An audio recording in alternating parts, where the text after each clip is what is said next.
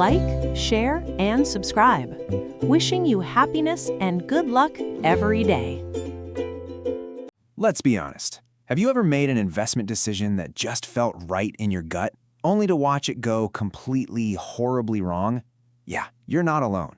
It turns out, when it comes to money, success has way less to do with spreadsheets and fancy formulas, and almost everything to do with mastering your own mind.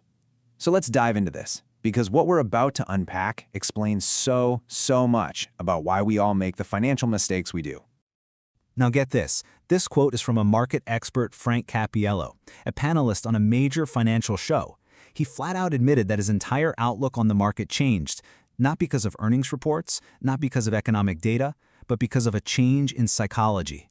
I mean, that's a huge admission. The pros, the people in the know, they understand that the mood of the market is often way more powerful than the actual numbers. We hear those two words all the time, don't we? The market is just this big pendulum swinging between greed and fear. But you know what? That's a massive oversimplification. It's kind of like saying a 5-star meal is just salt and pepper. The real psychology of money is so much more subtle, more predictable, and honestly, a lot more fascinating than that. It's about the very specific, repeatable glitches our brains are hardwired to make.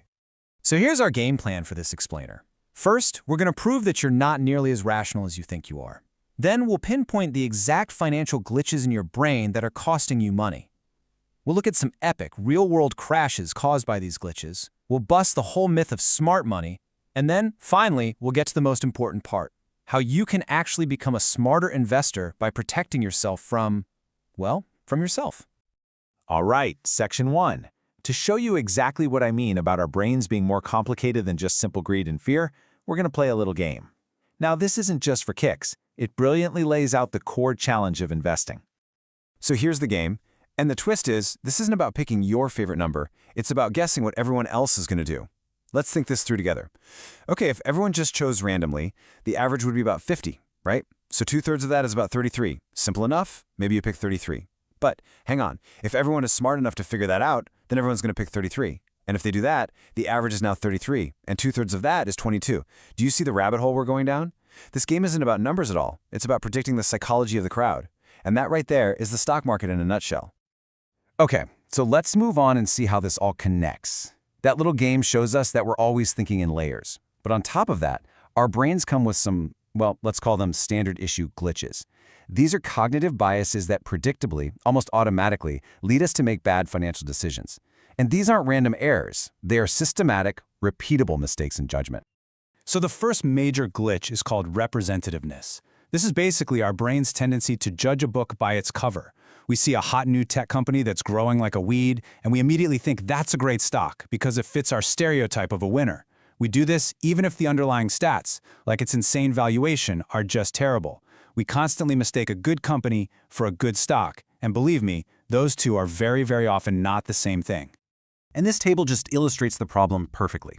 When people were asked to predict a college GPA based on a high school GPA, they made really extreme predictions. Look at this. They predicted a student with a low 2.20 GPA would get an even lower 2.03 in college. But in the real world, things tend to move back towards the average. It's a concept called regression to the mean. The student's actual GPA was a much higher 2.70. Same thing at the top end. This bias makes us just assume recent performance will continue forever, and that leads to some absolutely terrible market timing. And now for the big one, loss aversion. Psychologists have actually proven that the pain you feel from losing $100 is about twice as intense as the joy you feel from gaining $100. And this imbalance leads to a truly destructive financial disease called get-evenitis, that desperate, irrational need to hang on to a losing stock until it gets back to what you paid for it, just so you can avoid making that painful loss feel real. And this isn't just some academic theory. Leroy Gross, a guy who literally wrote the instruction manual for stockbrokers, called this out as the single most destructive force in investing. It's what makes people take crazy risks with a stock that's already bleeding, doubling down to get back to zero, when the only rational move is to cut the loss and get out. So we've covered the theory. Now let's talk about the real-world damage. These mental glitches aren't just little quirks. They have toppled financial empires and completely wiped out fortunes. Meet Nicholas Leeson. He was a trader who made a relatively small bad bet, but because he had a terminal case of get-evenitis, he just couldn't accept the loss, so he hid it. and he made bigger and bigger and even bigger bets trying to win it all back. The result? He single-handedly bankrupted Barings Bank, a 233-year-old institution, to the tune of $1.4 billion, all because of one simple, very human psychological flaw. And then there was long-term capital management. This was a hedge fund run by actual Nobel Prize-winning economists. I mean, geniuses. They made a theoretically perfect pairs trade, betting that the prices of Royal Dutch and Shell stocks, which were historically linked, would snap back to their normal relationship. But the market, driven by pure fear and panic, got more and more irrational. The gap between the stocks got wider, not smaller. And these geniuses got completely wiped out, almost taking the entire global financial system down with them. And who can forget the bubbles of the dot-com era? Just look at Boston Chicken. The stock absolutely exploded on its first day based on nothing but pure hype and a good story. People fell in love with the stereotype of a hot IPO. They ignored the fundamentals, they paid insane prices, and they rode it all the way up. And then they rode it all the way down to bankruptcy, all in just 5 years. A classic, textbook story of representativist bias running completely wild. So at this point, you might be thinking, okay, I get it. Regular investors like me are emotional, but surely the professionals, the smart money, they're immune to all this stuff. Well, let's take a closer look at that myth. During the dot-com bust, investigators uncovered internal emails from huge firms like Merrill Lynch, and what they found was shocking. While their analysts were on TV telling the public to buy certain stocks, they were privately, in emails to each other, calling those exact same stocks crap. This isn't just being dishonest. It's a perfect window into the psychological pressures and the conflicts of interest that prove the experts are playing a totally different game. What about pooling our brainpower? You'd think an investment club would do better than just one person investing alone, right?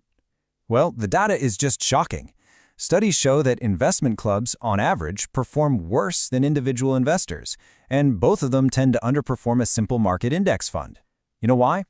Because these clubs often become echo chambers of overconfidence, just amplifying everyone's biases instead of canceling them out. Oh, this quote just nails it. This comes from the director of research at a firm that advises huge university endowments. He says that even after he shows his clients, committees full of brilliant, successful people, that picking winning fund managers is basically impossible, it makes no perceptible dent. Their own success in their own fields creates this incredible overconfidence. They just know that they're the exception to the rule. And the industry itself has even developed games specifically to exploit these biases. They play the benchmark game, where they compare their fund to some mediocre, easy-to-beat index to make themselves look good. They hide the devastating long-term damage of their fees by quoting tiny percentages. And some managers who are falling behind will start masking the risk, making wild, high-risk bets to try and catch up.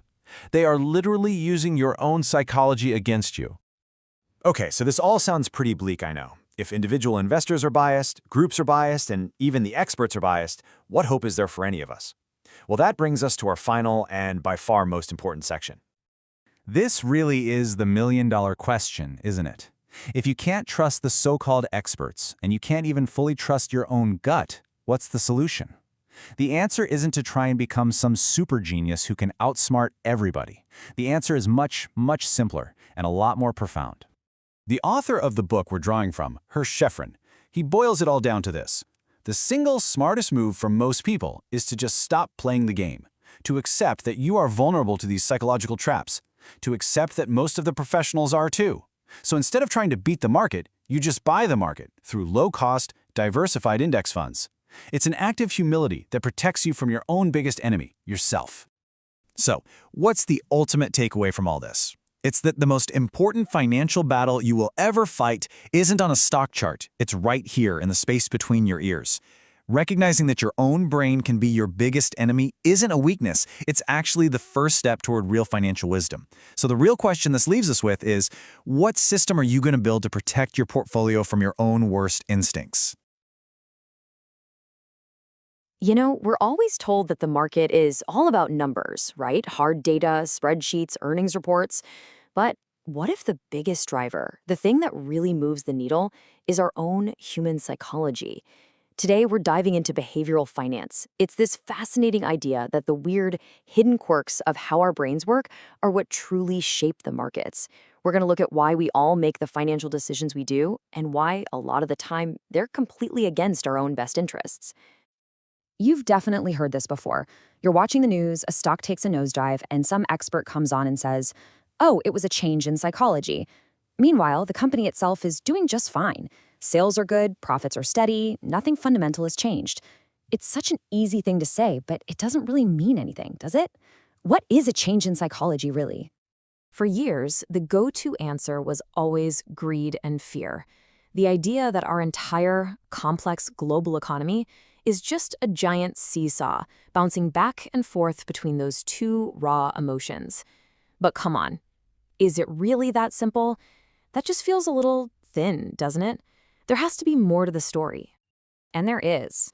Modern psychology gives us a much better and honestly a much more useful answer. It's not just greed and fear, it's actually hope and fear. But here's the most important part, the real kicker.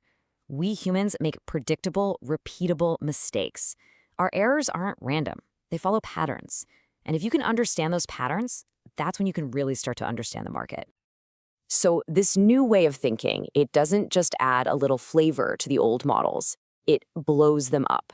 It creates these huge cracks in the foundations of traditional finance. So let's look at the 3 big ideas from behavioral finance that basically rewrote the rulebook. Okay, first up is something called Heuristic-Driven Bias. I know it's a mouthful, but all it really means is that our brains are lazy, in a smart way. When we face a really complex problem, we don't do all the math. We use mental shortcuts, little rules of thumb, to get to an answer quickly. They're super efficient, but the problem is they can often lead us way off track. And right here, you see the first major clash. The old school view of finance just assumes that we're all walking supercomputers, perfectly calculating all the odds. The behavioral view says, no way. It accepts the reality that we use these imperfect shortcuts, which means our beliefs are often biased, and those biases lead to some really, really big mistakes. Think about this, because we've all done it. You're looking at a mutual fund and you see it's had a fantastic 5-year run. That mental shortcut kicks in, hey, past winner, future winner. It feels so logical. But then you see that little disclaimer in tiny print, right? Past performance is no guarantee of future results. Relying on that track record is a textbook example of a heuristic-driven bias. All right, the second big idea is frame dependence. This one is huge. It's the simple fact that how information is presented to us, the way it's framed, can completely change the decision we make, even if the underlying facts are exactly the same. And again, this flies right in the face of traditional finance, which claims our decisions are frame independent, that we're rational enough to see past the marketing spin. But the behavioral view says we are absolutely frame dependent. I mean, think about it. If I tell you a surgery has a 90% success rate, you feel pretty good. If I tell you it has a 10% chance of failure, you feel a lot worse, right? It's the exact same data, just a different frame. Now, if you take those first 2 ideas, that we use flawed shortcuts and get swayed by how things are framed, you arrive at this third, and let me tell you, very controversial conclusion. Markets are inefficient. Our collective psychological biases mean that the price of a stock doesn't always reflect its true fundamental value. This is where the 2 theories really go head-to-head. Traditional finance is built on this bedrock idea called the efficient market hypothesis. It says prices reflect all information instantly and perfectly. But behavioral finance comes along and says, hold on a minute. Our very human, very flawed psychology systematically pushes prices away from their real value, creating these gaps that can stick around for a long, long time. Okay, that's enough theory for now. Let's make this real. We're going to play a little game, and it perfectly shows why just being rational isn't enough to win in finance. To win, you have to be good at guessing how irrational everyone else is going to be. So here are the rules. I want you to actually play along here. Pick a number, any whole number between 0 and 100. Now imagine everyone else watching does the same. We gather up all those numbers, calculate the average, and the winner is whoever's number is closest to 2/3 of that average. Got it? So, what number are you picking? All right, let's walk through the logic here. A lot of people's first instinct, we'll call it level 1 thinking, is pretty straightforward. They think, well, the numbers are random between 0 and 100, so the average is probably going to be 50. And 2/3 of 50 is around 33. I'll pick 33. Makes perfect sense, right? A solid first guess. But then you might stop and think a little deeper. This is level 2 thinking. You realize, wait a second, if everyone does that simple math, then the average guess isn't going to be 50. It's going to be 33. So to be one step ahead, you need to calculate 2/3 of 33, which is 22. Ah, now you've got a smarter answer. But you see where this is going, right? This is the rabbit hole. Because if everyone is a level 2 thinker, they're all going to pick 22. So you, the brilliant level 3 thinker, need to pick 2/3 of that, which is about 14. If you follow this pure logic all the way down, assuming everyone is perfectly rational, you'd eventually end up at 0. So what happened when the Financial Times newspaper actually ran this as a real contest for its readers? The winning number was 13. Think about that. It wasn't 0. And it wasn't 33 or 22. This tells you everything. The winner wasn't the person who was the most logical. The winner was the person who was best at guessing the average intelligence and the average mistakes of the entire crowd. Now, let's take that exact lesson that you're betting on other people's behavior and apply it to the real world where the stakes aren't bragging rights, but billions and billions of dollars. This is the story of a hedge fund called Long-Term Capital Management, or LTCM. And it was run by, no joke, a team of actual geniuses. And I'm not being dramatic here. This was a financial dream team. You had John Merriweather, a legend in the bond world, and you had Myron Scholes and Robert Merton, two guys who had literally won the Nobel Prize for creating the financial models that basically the entire world was using. If anyone should have been immune to mistakes, it was these guys. Their whole strategy was based on finding tiny, temporary mispricings in the market that were supposed to be risk-free. For instance, you had Royal Dutch and Shell. Two separate stocks, but legally tied at the hip. They shared all their profits 60-40. That meant Royal Dutch's stock value should always be 1.5 times Shell's. When it drifted off, LTCM would bet billions that it would snap back. It was like betting that the sun will rise tomorrow. It felt foolproof. But then something broke. A financial crisis hit Russia in 1998, and sheer panic ripped through the global markets. And when people are panicking, they don't act rationally. They just sell. And that gap, the one that their Nobel Prize-winning models said had to close, it didn't. It got wider. The irrational market got even more irrational. The fallout was breathtaking. Because they were so heavily leveraged, LTCM lost billions almost overnight. The fund was so big and so connected that its failure was about to trigger a chain reaction that could have brought down the entire global financial system. The U.S. Federal Reserve had to step in and orchestrate a massive $3.6 billion bailout from other banks just to stop the bleeding. The geniuses were wrong. Why? Because their perfect models forgot to account for fear. So what do we take away from all this? Look, the point isn't that spreadsheets and numbers don't matter. It's that they're not the whole picture. The map is useless if it doesn't include the people. The single most powerful thing you can do is just be aware that these biases, these mental shortcuts and framing tricks, they're real, they exist in the market, they exist in the experts on TV, and yeah, they exist in you and me. And that's the thought I want to leave you with. Now that you know these predictable errors are hardwired into all of us, now that you know even Nobel Prize winners can get wiped out by ignoring them, what's the first financial assumption of your own that you're going to take a second look at? Thanks for watching. You know, your brain is working hard all day, every day, using these little invisible rules to help you get by. They're called heuristics, and most of the time, they're incredibly helpful. But they can also lead you into making some really big, really expensive mistakes, especially when it comes to your money. So we're going to dig into these dangerous shortcuts your brain takes and figure out how you can start to catch them in the act. Okay, let's start with a quick question for you. And don't overthink this, all right? Just go with your gut. Which one do you think happens more often in the United States? Homicide or stroke? Just lock in your answer. So if you said homicide, you are not alone. Not by a long shot. That's what the vast majority of people say. And it kind of feels right, doesn't it? I mean, we hear about homicides on the news constantly. But right here, this is our first big clue that our intuition can be seriously misleading. And here is the reality. The answer is stroke. And it's not even a close call. Strokes happen 11 times more often than homicides. So why do we get it so wrong? Well, it's a perfect example of something called the availability heuristic. See, our brains aren't great with statistics, they're great with stories. And since homicides make for much more dramatic, memorable news stories, we massively overestimate how common they really are. So that little quiz wasn't just some random piece of trivia. It's a textbook example of a predictable glitch in our thinking called heuristic-driven bias. Let's actually break down what that means. So what in the world is a heuristic? Well, the easiest way to think about it is just a mental shortcut. It's a rule of thumb your brain uses to make a quick judgment without having to analyze every single piece of information. It's not a bug in our programming, it's more like an efficiency feature. But the problem is, sometimes that efficiency comes at the price of accuracy. And this is generally how it works. It's a four-step process. First, we go through life, we have experiences, and we develop these general ideas about how the world works. Second, to save time and energy, we start relying on those mental shortcuts. Third, and this is the important part, those shortcuts, they're not perfect. They're often biased. And that leads directly to the final step. We start making the same kinds of mistakes over and over and over again.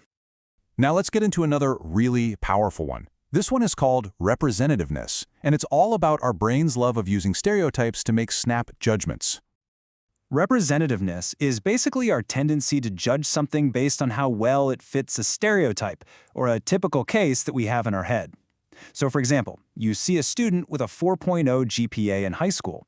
Your brain instantly thinks, that person is representative of a great college student, and we just assume they're going to be a superstar at the next level too. And this table here really shows that bias in action. When people were asked to predict college GPAs, their guesses were way more extreme than what actually happens. I mean, look at that top row. They predicted a student with a 2.2 GPA would do even worse in college, but they actually got better. And on the bottom, they predicted the 3.8 student would stay near the top, but their performance actually dipped a bit. In both cases, the real results were closer to the middle. This is a classic mistake. We failed to appreciate a powerful statistical concept called regression to the mean. And this is where it starts to cost you real money. Investors make the exact same mistake with stocks. We look at a stock that's been beaten down, a loser, and we think it's representative of a bad company, just like that student with a low GPA. We get way too pessimistic. But just like those students, performance tends to drift back toward the average. And more often than not, yesterday's losers actually end up outperforming yesterday's winners, all because our biased expectations were so low to begin with. And, you even see this kind of thinking from the pros. Back in 1997, after a huge run in the stock market, a veteran Merrill Lynch advisor named Robert Farrell correctly pointed out that markets do, in fact, regress to the mean. But then he made this really interesting logical jump. He said he was pretty sure that future returns would be below average. This is a classic mistake known as the gambler's fallacy. It's the feeling you get at a coin toss. After 5 heads in a row, you just feel like a tail is due. Regression to the mean just says things will likely be closer to the long-term average in the future. It doesn't mean the market has to swing wildly in the other direction to make up for past performance. You hear that phrase from the expert, pretty sure? Well, that's the perfect doorway into our next bias, overconfidence. This is the one that tricks us into thinking we know a lot more than we actually do, and it causes us to set our expectations in a ridiculously tight, narrow range. All right, let's test this out. The Dow Jones Index started with a value of 40 way back in 1896. Now imagine you reinvested every single dividend along the way. What do you think its value would have been at the end of 1998? I want you to come up with 2 numbers, a low guess and a high guess. A range that you are 90% confident contains the right answer. So take a second, really think about your range. You got it? Okay, here's the thing. When researchers ask people this question, almost no one gets it right. In fact, for most people, the true answer isn't just outside their range, it's light years beyond their highest possible guess. It's just solid proof that we are all systematically overconfident. And in investing, that leads to putting way too many eggs in one basket, completely convinced we can't be wrong. The answer? 652,230. Let me say that again, 652,230. Just let that number sink in for a second. Was that anywhere close to your high guess? For most of us, it's a really humbling number. And it's a powerful lesson in how our overconfidence just blinds us to the true range of what's possible. All right, let's move on to our next mental trap. This one's called anchoring and adjustment. This is our tendency to get latched onto the very first piece of information we get. We let that anchor influence all of our later judgments, even if that initial piece of information was completely random. Let's use a classic example to show how this works. Imagine there are 100 bags of poker chips. 45 of those bags are mostly black chips. We'll call those the good bags. The other 55 are mostly red, the bad bags. So before you know anything else, if you pick a bag at random, what's the probability it's a good one? Simple, right? 45%. That number is now our anchor. Okay, but now things get interesting.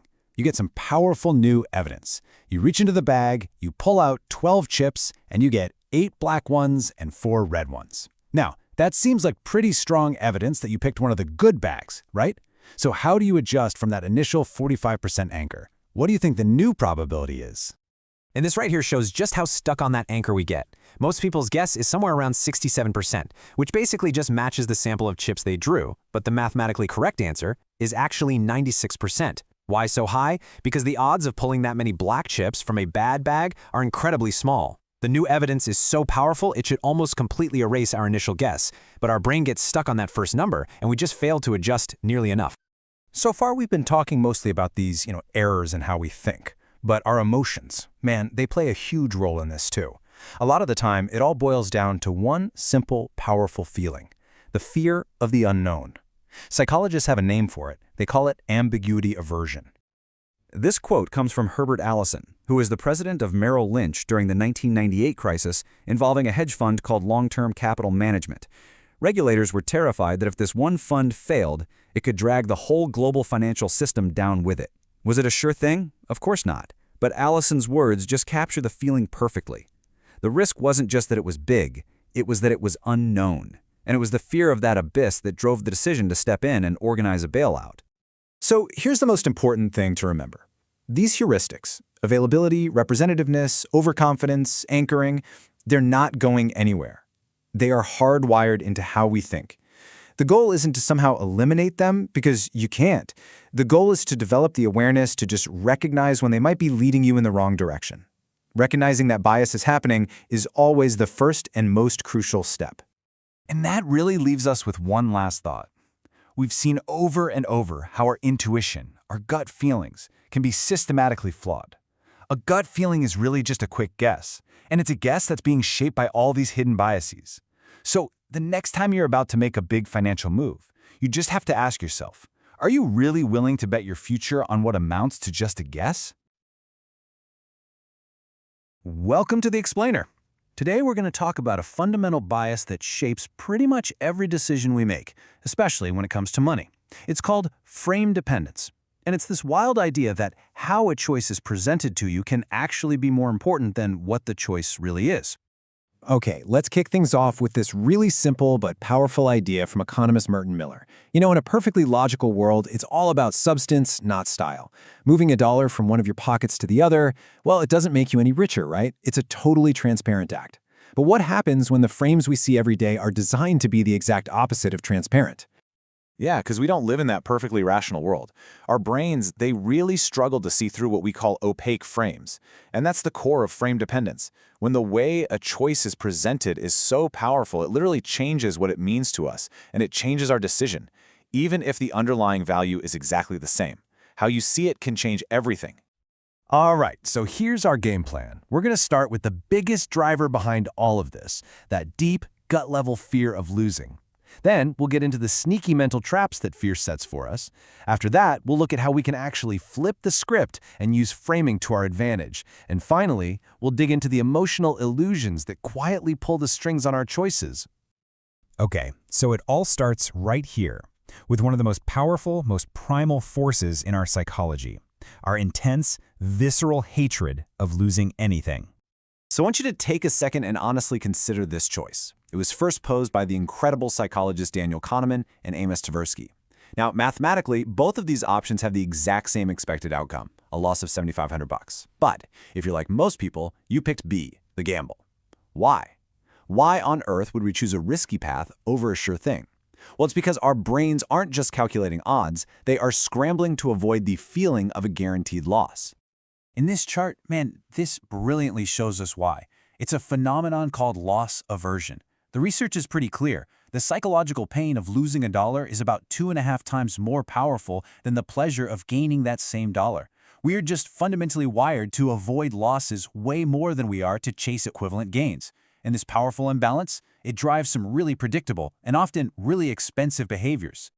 This intense fear of making a loss real, of admitting defeat, it leads to this destructive behavior investors have a name for: get-evenitis. And we've all felt this, right? You're clinging to a losing stock, just praying, please, just get back to what I paid for it, so you can sell and feel whole again. Even if that means missing out on way better opportunities, or worse, taking on even more risk. And you see this play out in some pretty spectacular ways. Nicholas Leeson's get-evenitis had him doubling down on bad trades until he single-handedly bankrupted a bank that had been around for centuries. Then you look at the corporate world. Think about the Apple Newton. It was a failing project for years, but the company was so committed and the idea of just accepting the loss was so painful that they kept it on life support long after everyone knew it was a dud. So, if our fear of loss is that powerful, how does our brain even try to manage it? Well, this brings us to our brain's weird internal filing system, what experts call mental accounting. And this just makes those frames even harder to see through. We don't see all our money as one big pile. Instead, we sort it into different psychological buckets. Okay, so let's try another one, again from Kahneman and Tversky. But this time, think of it as two separate, unrelated choices. So in the first one, when you're faced with a gain, most people get cautious, they're risk-averse, they lock in the sure thing, choice A. But in the second decision, which we've already looked at, most people become risk-seeking to avoid that loss, so they pick choice D. Makes sense, right? But here's the trick. Because we put these choices into two separate mental buckets, the frame becomes opaque. We totally fail to see the combined package. And here's the crazy part. When you look at the total outcome, the combination that most people pick, A and D, is just worse. It's worse than the one people avoid, B and C. Look closely.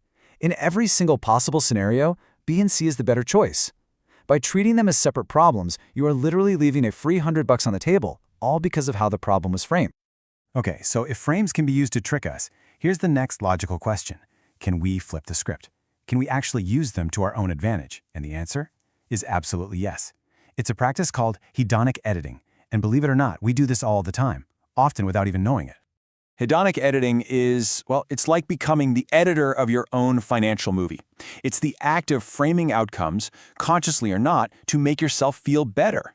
We arrange those mental accounts not for perfect, cold logic, but to maximize our own psychological pleasure and minimize the pain. And this explains so much strange, but very human financial behavior. For example, you ever felt more willing to take a big risk with money you just won? That's the house money effect. We frame it as play money, totally separate from our real money. Or when a stock you own is down, that little dividend payment can feel like a silver lining, a separate little win that helps soothe the pain of the bigger loss. We even use these frames for self-control, creating rules for ourselves like spend the income, but whatever you do, don't dip into the capital. It's just a way to protect us from ourselves. So beyond just organizing our finances, these frames have a huge impact on how we feel about them.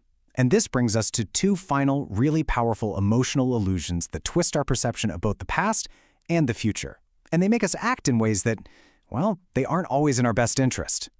First up is the powerful emotion of regret. Now, regret is more than just the pain of a loss. It's the pain you feel when you feel responsible for that loss. And our desire to avoid feeling that regret in the future is a massive driver of what we do today. Get this. Even Harry Markowitz, the Nobel Prize winner who basically invented modern portfolio theory, he admitted he chose a simple 50-50 split for his own retirement. Not because it was the perfect mathematical choice, but because it was the choice he knew he would regret the least no matter what ended up happening. Now check out this scenario with two people, Anne and Barbara. Anne gets a 2% raise in a year with zero inflation, so her actual buying power goes up by 2%. Simple.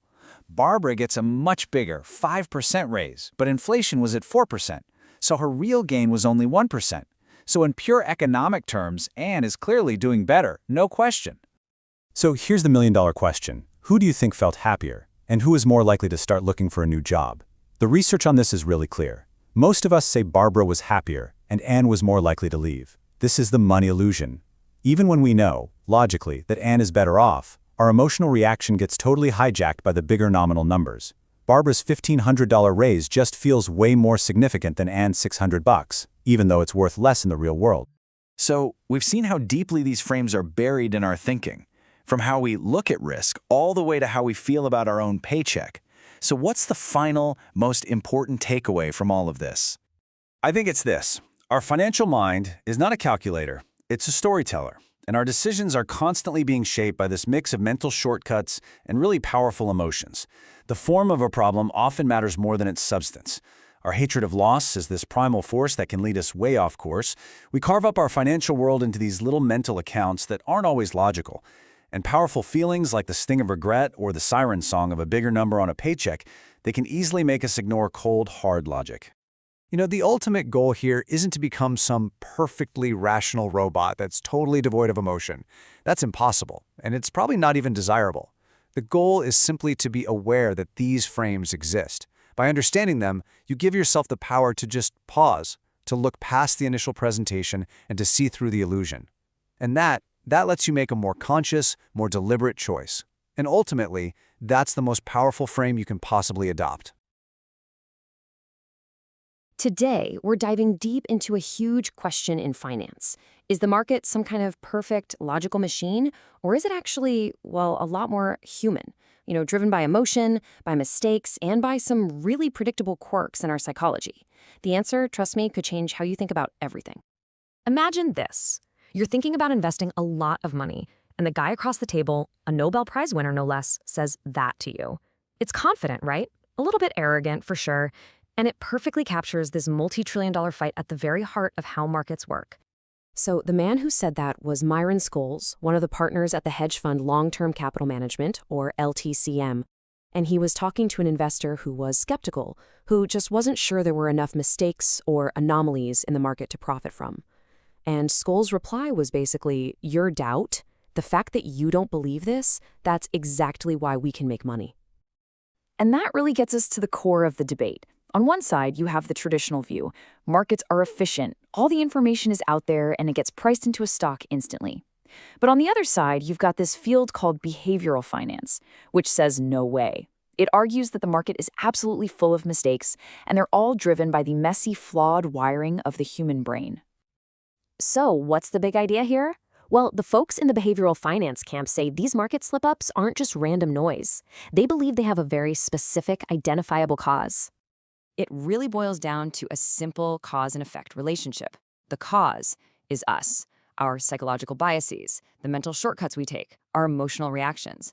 And the effect? Market mispricing. Stocks that are, for a little while anyway, either too expensive or too cheap.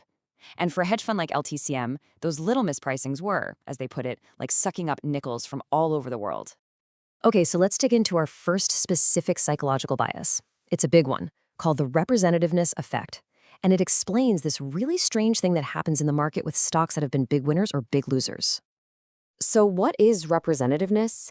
It's our habit of putting way too much importance on what just happened. If a stock has been on a tear, we just assume it's going to keep going up forever.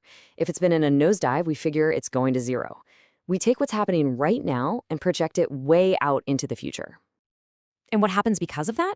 Well, check this out.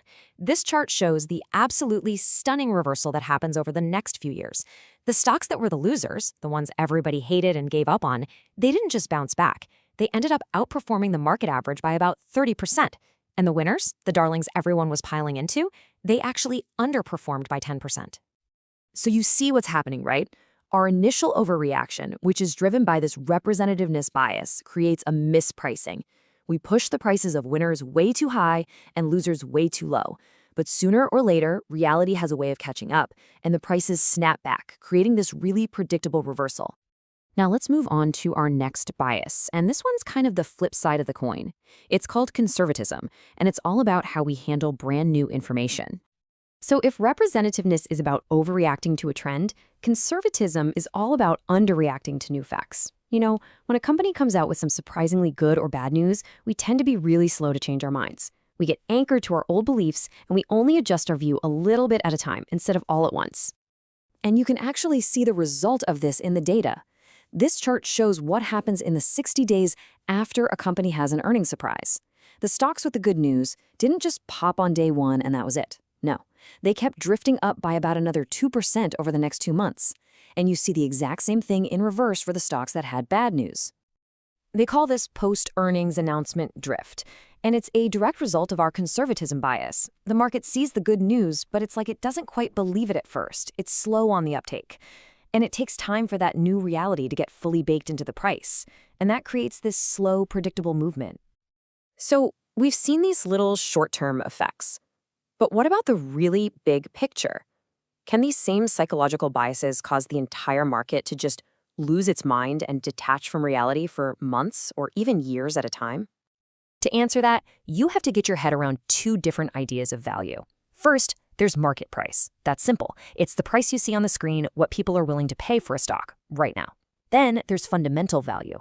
That's what the company should be worth, based on its actual business, its profits, its assets, the real stuff. In a perfectly logical world, those two should be tied at the hip.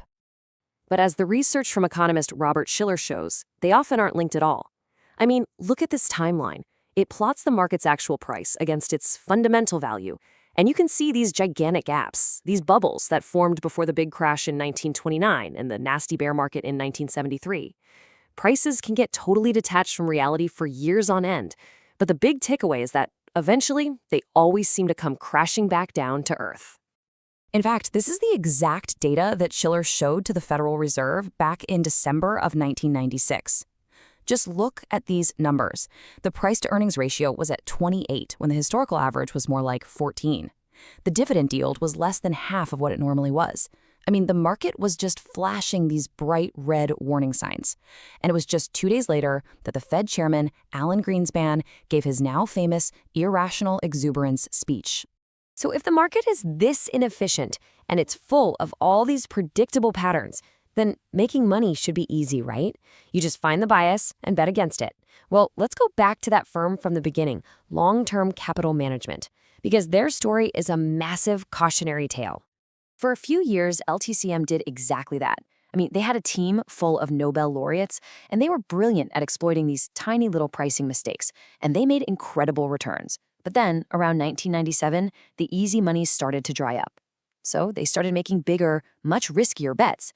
And in 1998, the whole thing came crashing down so hard that it almost took the entire global financial system with it. So why did these geniuses fail so spectacularly? Well, it was another classic human bias, overconfidence. Think about this for a second. If you go out and ask 100 people if they're an above-average driver, somewhere between 65 and 80 of them will say yes, which is, statistically impossible. We all tend to think we're a bit better than we actually are.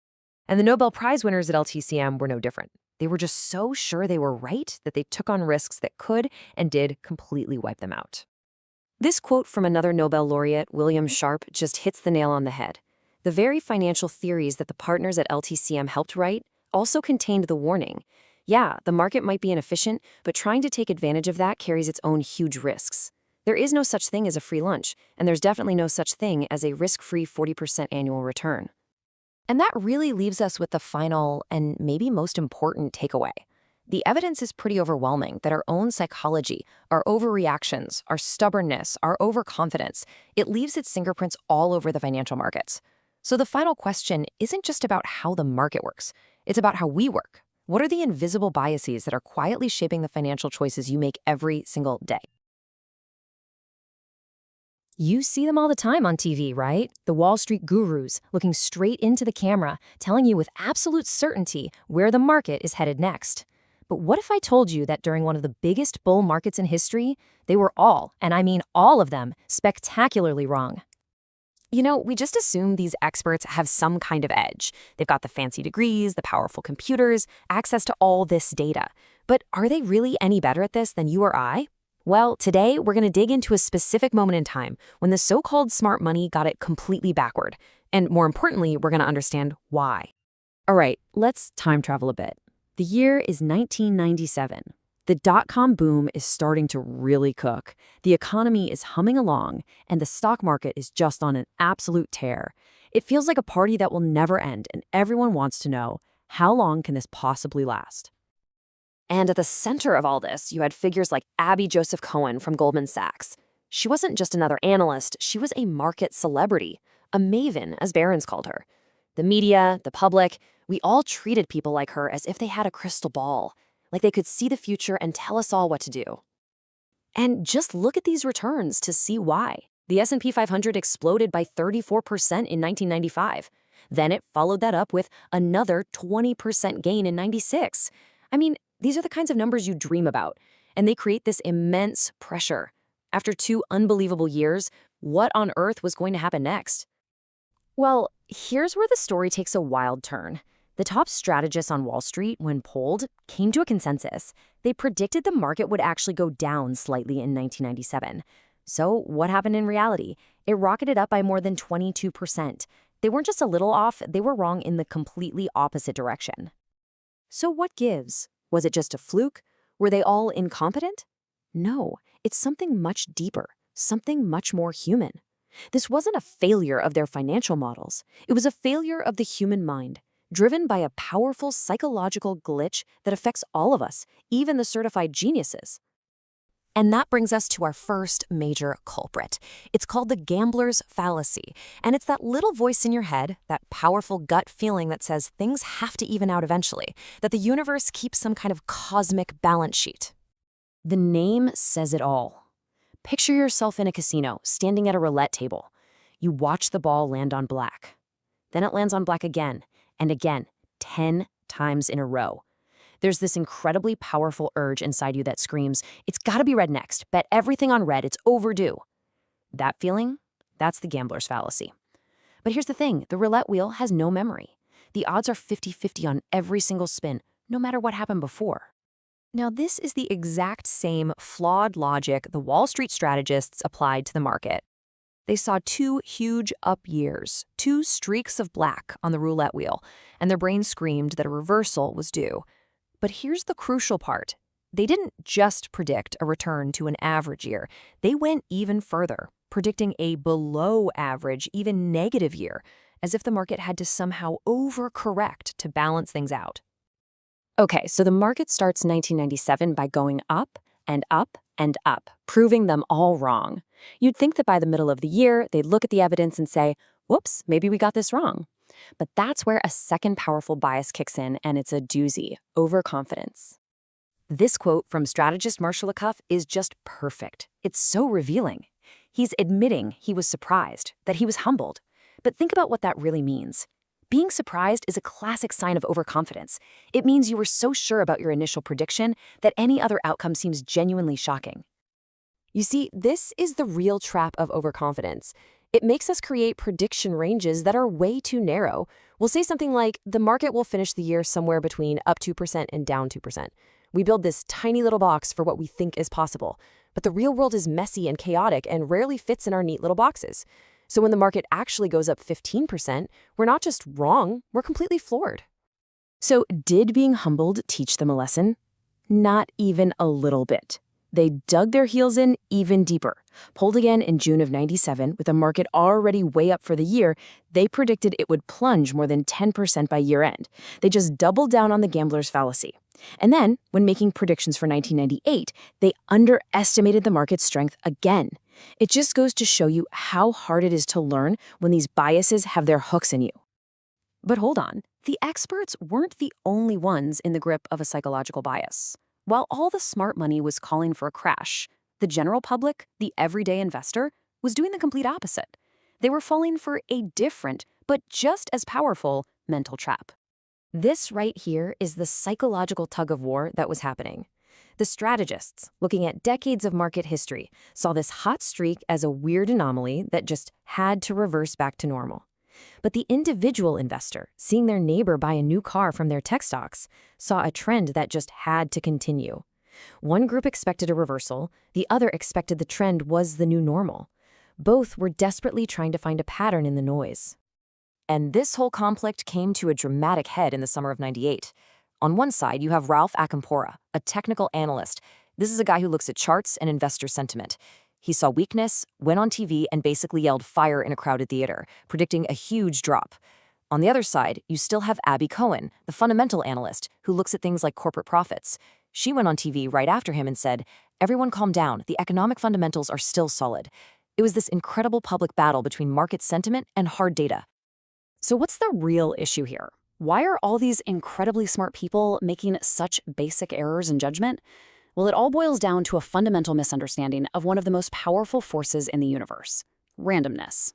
See, we think we know what randomness looks like. We have this picture in our heads of a perfect coin toss sequence. Heads, tails, heads, tails, heads, tails. Nice and neat and balanced. But that's not what real randomness looks like at all. Real randomness is clumpy, it's streaky, it has long, surprising runs, and a fantastic classroom experiment shows just how bad our intuition really is. Here's how it works. You tell one group of students to actually flip a coin 100 times and write it down. You tell a second group to just fake it. Imagine 100 coin flips. You can spot the fakers almost instantly. Why? Because the fake sequences don't have enough long streaks. Our brains instinctively try to balance the results, falling for something called the law of small numbers. We see the market go up for 4 years in a row and think some cosmic law has been broken. But in a truly random system, those long, unbelievable streaks aren't just possible, they're basically guaranteed to happen eventually. And this brings us to what might be the single most important and maybe most counterintuitive lesson in all of investing. Our gut tells us to make predictions that are as wild and crazy as the market itself. We try to call every top and every bottom, but the data is clear. The best, most optimal forecasts are actually kind of boring. They are much, much less volatile than the thing you're trying to predict. Instead of guessing a 20% crash or a 30% rally, the smarter bet is often much closer to the long-term average. So the next time you turn on the TV and see some expert making a big, bold, dramatic prediction about what the market's going to do next year, just take a breath. Remember 1997, remember the gambler's fallacy, remember overconfidence, and remember that our brains are hardwired to see patterns where there's only random clumpy noise. The real takeaway here isn't to find a better guru to listen to, it's to understand the biases in your own head. The question isn't just where is the market going, it's what mental traps am I falling into while I'm trying to guess. Let's talk about gut feelings. You know, that little voice in your head that tells you where you think the market is headed. Can you trust it? And maybe more importantly, can you trust the collective gut feeling of everybody else? Today, we're going to dig into a really powerful mental trap called the illusion of validity. And I've got a feeling it might just change the way you look at the entire financial world. So, let's just jump right in with this really tempting idea. What if the real secret to winning in the market wasn't about finding the next big thing, but just doing the exact opposite of what the crowd is doing? You know, the idea that when everyone is yelling buy, buy, buy, that's your cue to sell. And when they're all panicking and selling off, you start buying. It sounds so simple and kind of genius, right? It's the ultimate contrarian move. And here's the logic behind it, and it's actually pretty compelling when you think about it. The theory says that markets go up because pessimistic investors, we call them the bears, slowly get convinced and become optimistic bulls. They put their cash into the market and prices rise. And this keeps going and going until you hit this critical tipping point, the moment when there are just no bears left. Everyone who is ever going to buy has already bought. There's no new money coming in to push prices any higher. So where can it go? Well, there's only one way left: down. It's a really clean, powerful story. Okay, so if you're going to buy into this theory, you need a tool, right? You need some way to actually measure that collective mood, a way to sort of peek inside the heads of all the market watchers and figure out, okay, just how bullish are we right now? And for decades, a lot of very smart investors were convinced they had found the perfect secret weapon. And this is it, the bullish sentiment index. See, since way back in 1963, a company called Chartcraft has been polling writers of stock market newsletters. They basically put them into 3 camps. You've got your bulls, who think the market's headed up. You've got your bears, who think it's going down. And then there's this third group, the ones who think there might be a short-term drop but are still optimistic in the long run. And get this, some people in the industry call them the chickens. Anyway, the index itself is just a simple formula. The number of bulls divided by the total number of bulls and bears. The higher that number, the more optimistic all the experts are supposed to be. So, we've got this really compelling theory, this great myth, and we've got a tool that's been around for decades designed to put that theory into practice. It all sounds great, but what happens when we push the story aside for a second and just look at the cold, hard data? Does the contrarian secret weapon actually, work? This really is the million-dollar question, isn't it? If the whole contrarian theory is true, we should see a super clear pattern. When the bullish sentiment index is really high, meaning everybody's optimistic, the market should fall shortly after. And when the index is really low, everybody's pessimistic, the market should be about to take off. So, let's see what the numbers say. And the answer is a big, fat nope. Not at all. I mean, look at this. It's so brutally clear. When researchers actually plotted the sentiment against what the market did next, what did they find? Well, when sentiment was low, the market went up about half the time, and it went down about half the time. And what about when sentiment was sky high? You guessed it. Same exact story. Up about half the time, down about half the time. Statistically speaking, there's just no connection at all. So, to put it as simply as possible, using this index to predict which way the market is going to go is literally no better than flipping a coin. For all its clever logic and its long history, the contrarian's secret weapon is a complete and utter dud. And this, right here, is where things get really fascinating. This is the heart of what we're talking about today. If the evidence is this overwhelming, if the data says it just doesn't work, why does the myth live on? Why do smart people, financial journalists, experienced investors, keep talking about it like it's some kind of valuable tool? Well, the answer isn't in the spreadsheets, it's in our heads. It's about psychology and the undeniable power of a really good story. To really understand how this illusion stays alive, we need to look at one of its most famous storytellers. We're going to take a look at a segment from a hugely popular TV show that shows perfectly how a great narrative can make people completely ignore facts that are staring them right in the face. For many, many years, this guy, Louis Rukeyser, hosted an incredibly popular show called Wall Street Week. And he had this recurring segment called A Sentimental Journey.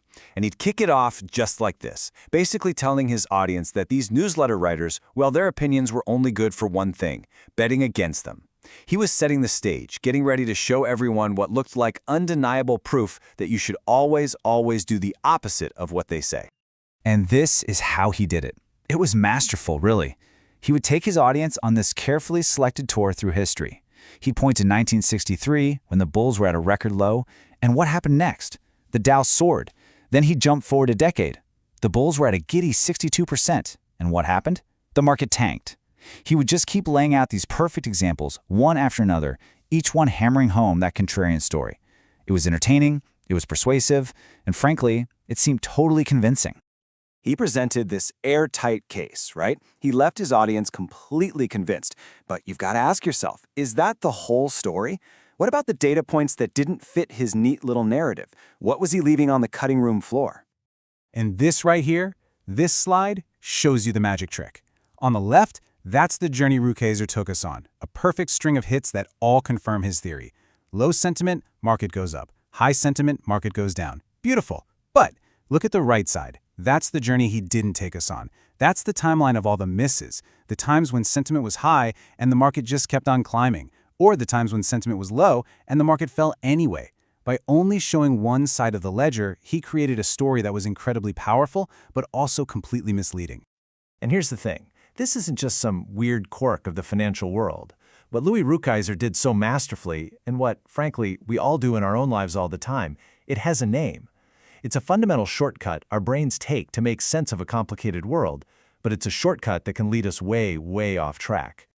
It's called confirmation bias. It means that we are all, every one of us, naturally wired to look for evidence that proves we're right. It just feels good to have our beliefs confirmed, so we unconsciously seek out data and stories and examples that fit what we already think. And just as important, we tend to explain away or discount, or sometimes we just plain don't even see the evidence that contradicts our beliefs. This little table lays out the trap perfectly.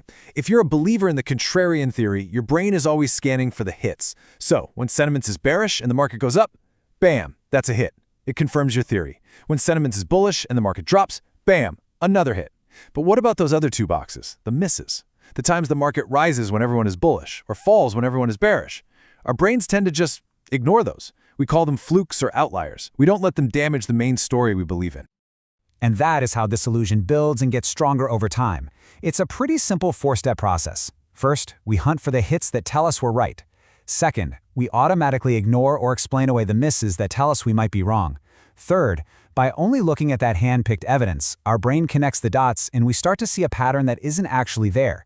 And the last step, which is the most dangerous one, we become totally, unshakably confident in a belief that's built on a foundation of, well, of nothing. So if the bullish sentiment index is basically useless for predicting the future, does that mean it's complete junk? Well, not quite. It actually does tell us something really important about the market. It's just not what most people think it is. It's not a crystal ball. It's something else entirely. It turns out the index isn't a predictor at all. It's a reactor. The sentiment of these so-called experts doesn't lead the market, it just follows it. When the market has been on a great run for a while, they become more bullish. Shocker, right? And when the market's been going down, they become more bearish. As one of the index's own editors once said, it's hard to stay bearish when the market goes up all the time. And this is the perfect way to think about it. This index is a rearview mirror. It gives you a really clear picture of the road you've just been on. But you would never, ever try to drive your car forward by looking only in the rearview mirror, would you? It tells you about the past. It tells you nothing about what's coming up ahead. So why does any of this matter? I mean, who cares if some people believe a myth? Well, it matters because this belief has real-world dollars and cents consequences. It encourages people to try to time the market constantly, to jump in and out based on these totally flawed signals. And what have countless academic studies shown us? The investors who trade the most almost always have the worst performance. This whole illusion just feeds an industry that makes money off of your activity. It generates a ton of commissions for brokers, but it very rarely generates better returns for you. And that's where we'll end it for today. We've seen how this one mental trap, confirmation bias, can team up with a good story to create a powerful illusion around our money and lead us to make some pretty bad decisions. But of course, this bias doesn't stop at the stock market. It affects how we think about politics, our health, even our relationships. So the last thought I want to leave you with is this. Now that you can spot how it works with money, where else in your life is this illusion of validity, this powerful desire to be right, maybe fooling you? Thanks for tuning in. All right, welcome back. Today, we're diving into a question that is, at the very heart of Wall Street. It's a debate that's launched thousands of hedge funds. Can you actually pick stocks to beat the market? Is it even possible to find those hidden gems? Or are we all just taking what they call a random walk down Wall Street? Let's get into it. It all kind of starts with this simple, really elegant idea from Nobel laureate Eugene Fama. A $20 bill doesn't lie for long on a crowded sidewalk. Think about it. In a busy place, an obvious opportunity for free money, like a 20 just sitting there, it gets snatched up almost instantly. And his whole argument was that the financial markets, well, they're the most crowded sidewalk on Earth. And that idea is what's called the efficient market hypothesis. The basic gist is this. A stock's price already reflects all the information out there, the good news, the bad news, all of it. And if that's true, then trying to find an undervalued stock, that $20 bill on the sidewalk, is pretty much impossible. The market has already done all the thinking. The price you see is the real value. So you've got these two heavyweight ideas going head to head. On one side, you have the efficient market camp. They see the market as this perfectly rational information processing machine. But on the other side, you've got behavioral finance, and they argue that, wait a minute, the market is driven by people. And, well, we're human, right? We have biases, we overreact, we follow the crowd, and all these little psychological quirks can create predictable cracks in that perfect market efficiency. Okay, so that's the theory. But what happens when we look at the real world? I mean, if the markets are so perfect and efficient, how do you explain all those professional investors who seem to beat the market? And not just once, but year after year. Is that just pure dumb luck, or is there something else going on? So let's dig into some of the evidence. For decades, there was this popular TV show, Wall Street Week, where experts would come on and pick their favorite stocks. And you might think, oh, that's just entertainment. But a study actually found that their recommendations beat the market by a pretty significant 4% per year. That's not a one-off. It's a consistent pattern that kind of pokes a hole in that perfectly efficient idea. And it doesn't stop there. The Wall Street Journal ran this famous contest. They pitted professional analysts against darts. No, seriously, they had people literally throwing darts at a stock page to make random picks. And what happened? The pros' picks didn't just beat the darts. They beat the market itself by about 5% a year. So the experts were outperforming both random chance and the market. Okay, so TV shows and dartboards, that's fun stuff. But if we want to get really serious, we need a bigger, longer, more rigorous study. And that's exactly what the Wall Street Journal did. They teamed up with Zacks Investment Research, and they tracked the buy recommendations from all the major Wall Street firms for over a decade. Now, this is where the story gets really, really interesting. If you look at the timeline here, the results weren't always the same. Back in the late 80s, the pros had no edge at all. Their picks did no better than the overall market. But then, something changed. In the early 90s, they absolutely crushed it, more than doubling the market's return. And after that, they settled into this period of consistent, steady outperformance. This kind of suggests we're looking at something more than just a lucky streak. Okay, so the final result from that most stable and rigorous period of the study was a clear edge of 106 basis points. That's 1.06% per year. Now, that might not sound like a huge number, right? But listen, in the world of professional finance, where literally billions of dollars are moving around, a consistent edge of any size is the absolute holy grail. It's a real crack in the armor of that efficient market theory. So when you present this evidence to the efficient market folks, they've got a comeback. A pretty powerful one, actually. They say, sure, okay, those stocks had higher returns, but it's not because of skill. It's because they were simply riskier stocks. You didn't get a free lunch. You just got paid more for taking on a bigger gamble. And this right here is the absolute heart of the entire debate. Is the outperformance we're seeing a reward for some superior insight, for finding those hidden gems that nobody else sees? Or is it just a simple trade-off? You get paid more because you're taking on more danger, more volatility, more risk of a huge loss. You know, when we dig into the data, the answer gets, well, it gets messy. By one standard academic measure of risk called beta, which basically just tracks how much a stock zigs when the market zigs, the recommended stocks were actually less risky than the S&P 500. But by a more intuitive measure, volatility, just how wildly the price swings up and down, they were definitely riskier. It just goes to show you that even defining what risk means is a really slippery business. You know, maybe the best way to really get this whole behavioral argument is to step away from the big stats for a second and look at a really specific, really dramatic example. Let's look at a tale of two tech stocks and see how our own brains can sometimes lead us in the wrong direction. Okay, so picture this. It's 1997.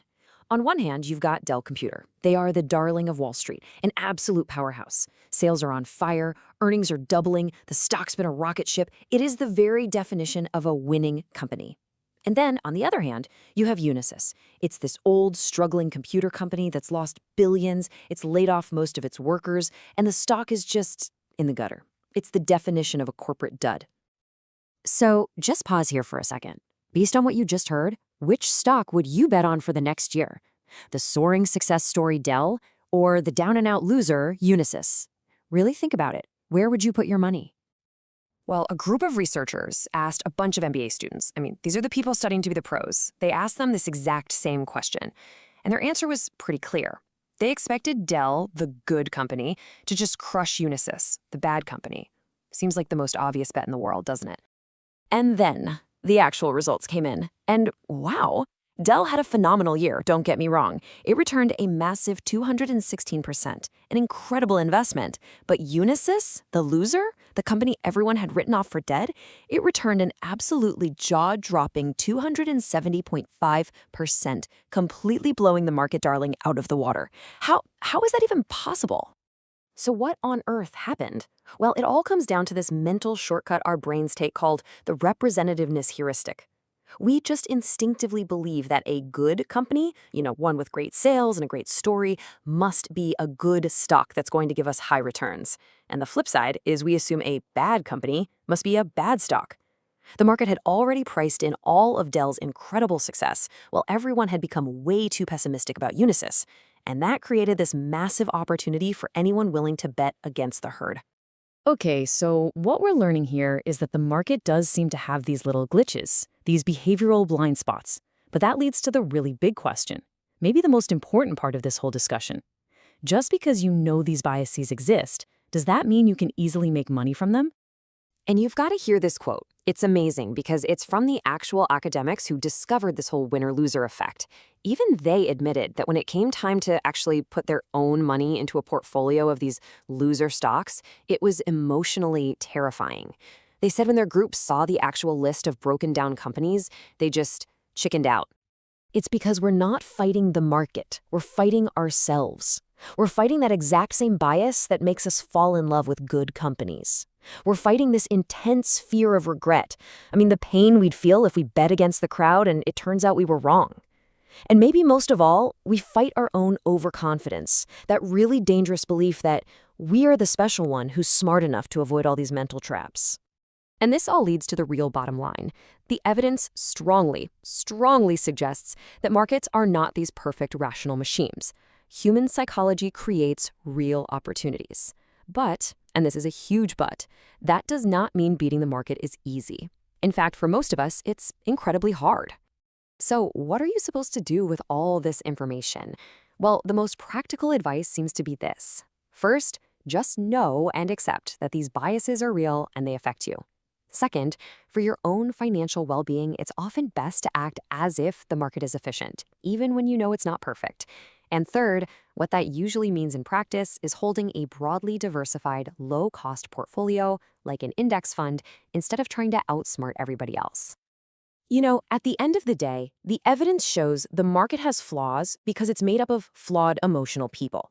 So the ultimate question this leaves you with is this: are you so sure that you can exploit all those flaws in other people without falling victim to your very own?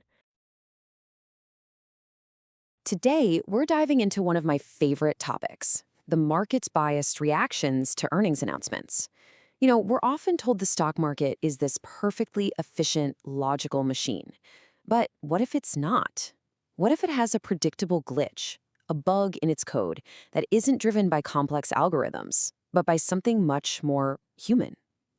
We're going to pull back the curtain on one of the most fascinating patterns in the entire market.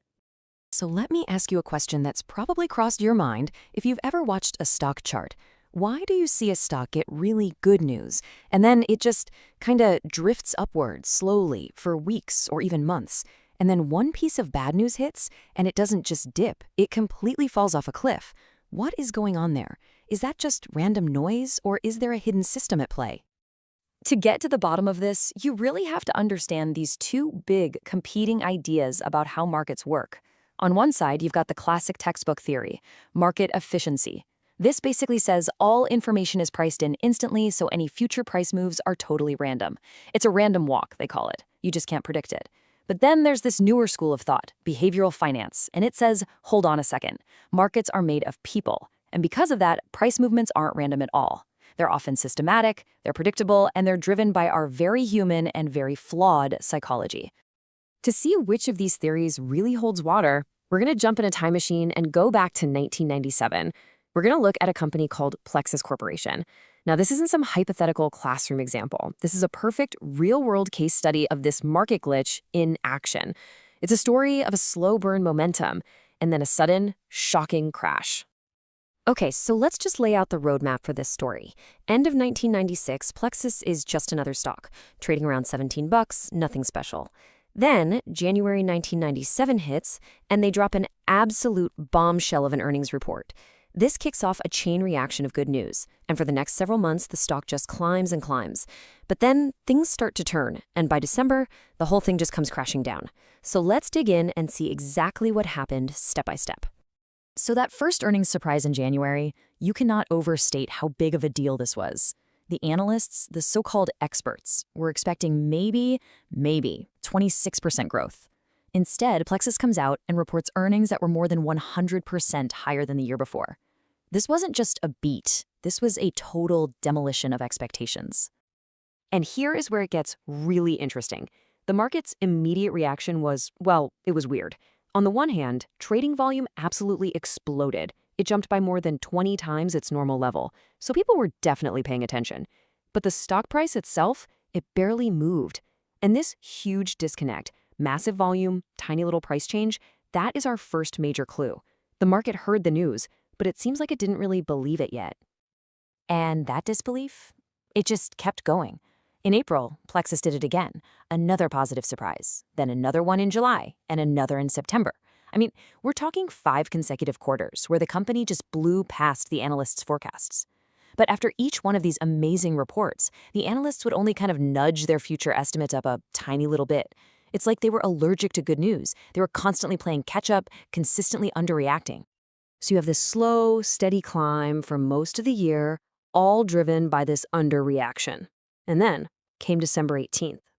The company puts out a press release, a pre-announcement, warning that earnings are going to be lower than they thought. The market's reaction this time was the exact opposite of slow. The stock was just annihilated. It dropped 45% in a single day. In fact, it was the single largest percentage drop of any stock on any U.S. exchange that day. You can imagine the analysts watching this just had their jaws on the floor. This quote from an analyst at the time, Matthew Desmond, it just perfectly captures the shock. He said, "The degree of punishment here is really high." Think about that.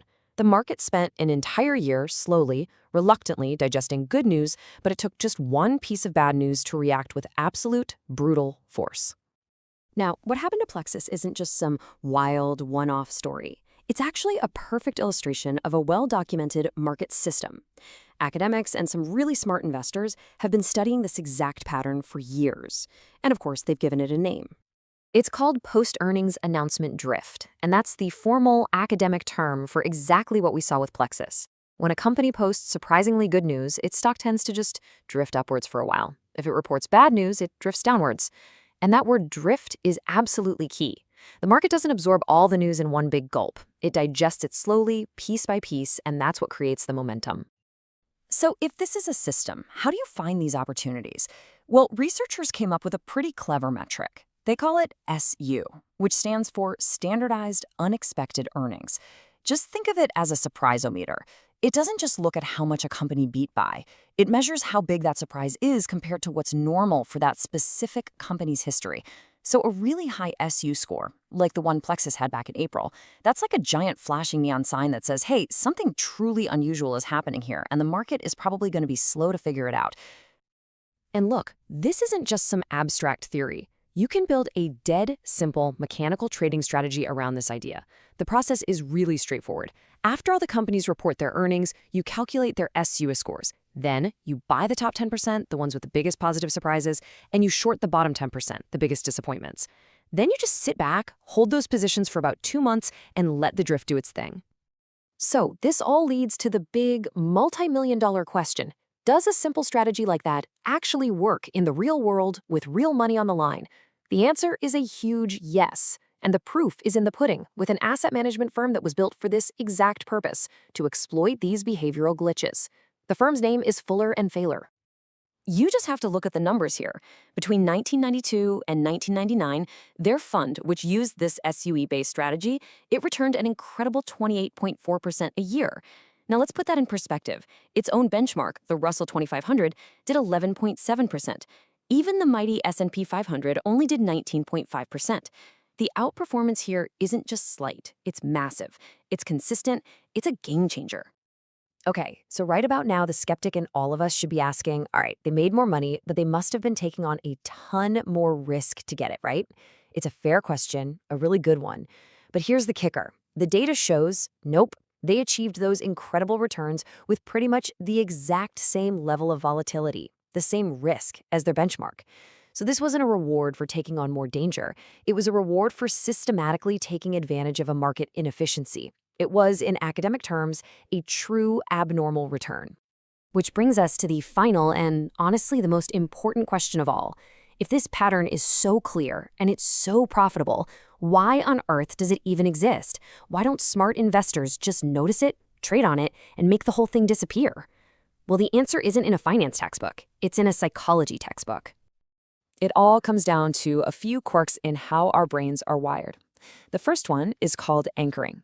Analysts get anchored to their old forecasts, and they're just really slow to change their minds, even when the facts change. That's what causes that slow upward drift. And then there's a bias called salience, a series of quiet, good earnings reports. It's just not that exciting. It's not flashy, but a big, dramatic press release about bad news coming, that is highly salient. It's vivid, it's scary, and that is what causes the massive overreaction we saw with the Plexus crash. Now, of course, academics love to debate the little details. They've come up with several different theories to explain this. Some say it's a clear pattern of underreaction first, which then leads to an overreaction later. Others think it's actually investor overconfidence that drives the whole thing from the very beginning. But here's the thing. While they might argue about the exact mechanism, they all agree on the root cause. It's the predictable, irrational wiring of the human brain. So, after all that, what's the big takeaway here? How do we wrap our heads around this complex dance of underreacting and overreacting? Well, it turns out there's a really simple, really powerful analogy that sums the whole thing up perfectly. I love this metaphor. The market is like a cheap, faulty thermostat in an old house. The temperature outside suddenly drops. That's the big earnings surprise. But the thermostat is slow to react. The house just gets colder and colder and colder. That's the stock price drifting, staying too low for too long. Then, finally, the heat kicks on, but because it's a piece of junk, it overshoots the mark and makes the room way too hot. That's the overreaction. That's the market's predictable glitch. First, the price is too cold, then it gets too hot. And that really just leaves us with one final thought to chew on. We've seen how powerful these mental shortcuts, these biases like anchoring and overconfidence, are out there in the market, affecting even the pros. So the real question to ask yourself is this. If these glitches exist on that massive scale, where might they be showing up in your own thinking? You know that feeling, right? You're staring at your portfolio, and there's that one investment. It's deep in the red, and you can just feel that knot tightening in your stomach. Now, the rational part of your brain is screaming, sell it, cut your losses, and move on. But you don't. You hold on. You tell yourself it'll come back. Well, that powerful and frankly often costly little quirk has a name, get-evenitis. And today, we're going to pull back the curtain and figure out why it has such a tight grip on all of us.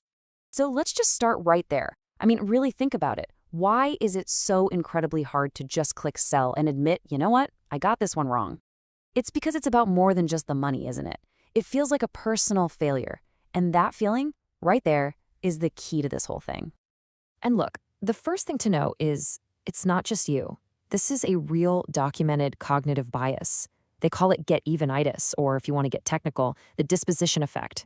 It's that nagging emotional need to just get back to zero, to wipe the slate clean. It's that little voice in your head that whispers, just wait until it gets back to what I paid for it. Then I'll sell. Sound familiar? To really get our heads around this, let's look at some real stories. Because what's so wild about this bias is that it doesn't care who you are. You could be a Wall Street legend or a math teacher investing your life savings. Get-evenitis gets everyone. Here's a quote from an absolute legend, Alan A. Greenberg, the former chairman of the investment bank Bear Stearns. And he just nails it. He understood that being a great investor isn't about being right all the time. No way. It's about how you handle being wrong. The best in the business, they take their lumps, they take them fast, and they move on to the next idea. But here's the crazy part. The guy who came before Greenberg at Bear Stearns, a man named Cy Lewis, was the exact opposite. Lewis was infamous for it. He would refuse to sell a losing stock. Period. He'd just hold on, no matter how far it fell. It got so bad that at one point, Greenberg had to literally threaten to quit his job just to get permission to sell a losing position. That's how deep this bias can run, even at the highest levels of finance. Okay, so let's zoom out from the fancy corner offices on Wall Street and head down to a community college in Florida. I want to introduce you to Melvin Clark. He was a math instructor, and his story, well, it's about as powerful and relatable an example of get-evenitis as you're ever going to find. So over a couple of decades, from the 50s into the 70s, Melvin put about $1,000 into a family of mutual funds run by a guy named Stedman. Now, $1,000 wasn't a fortune, but it was his hard-earned money. He had hopes for it, just like we all do when we invest. And he held on, and on, even as these funds just performed terribly year after year. By 1997, his original $1,000 investment had shriveled to just $434. But here's the real gut punch.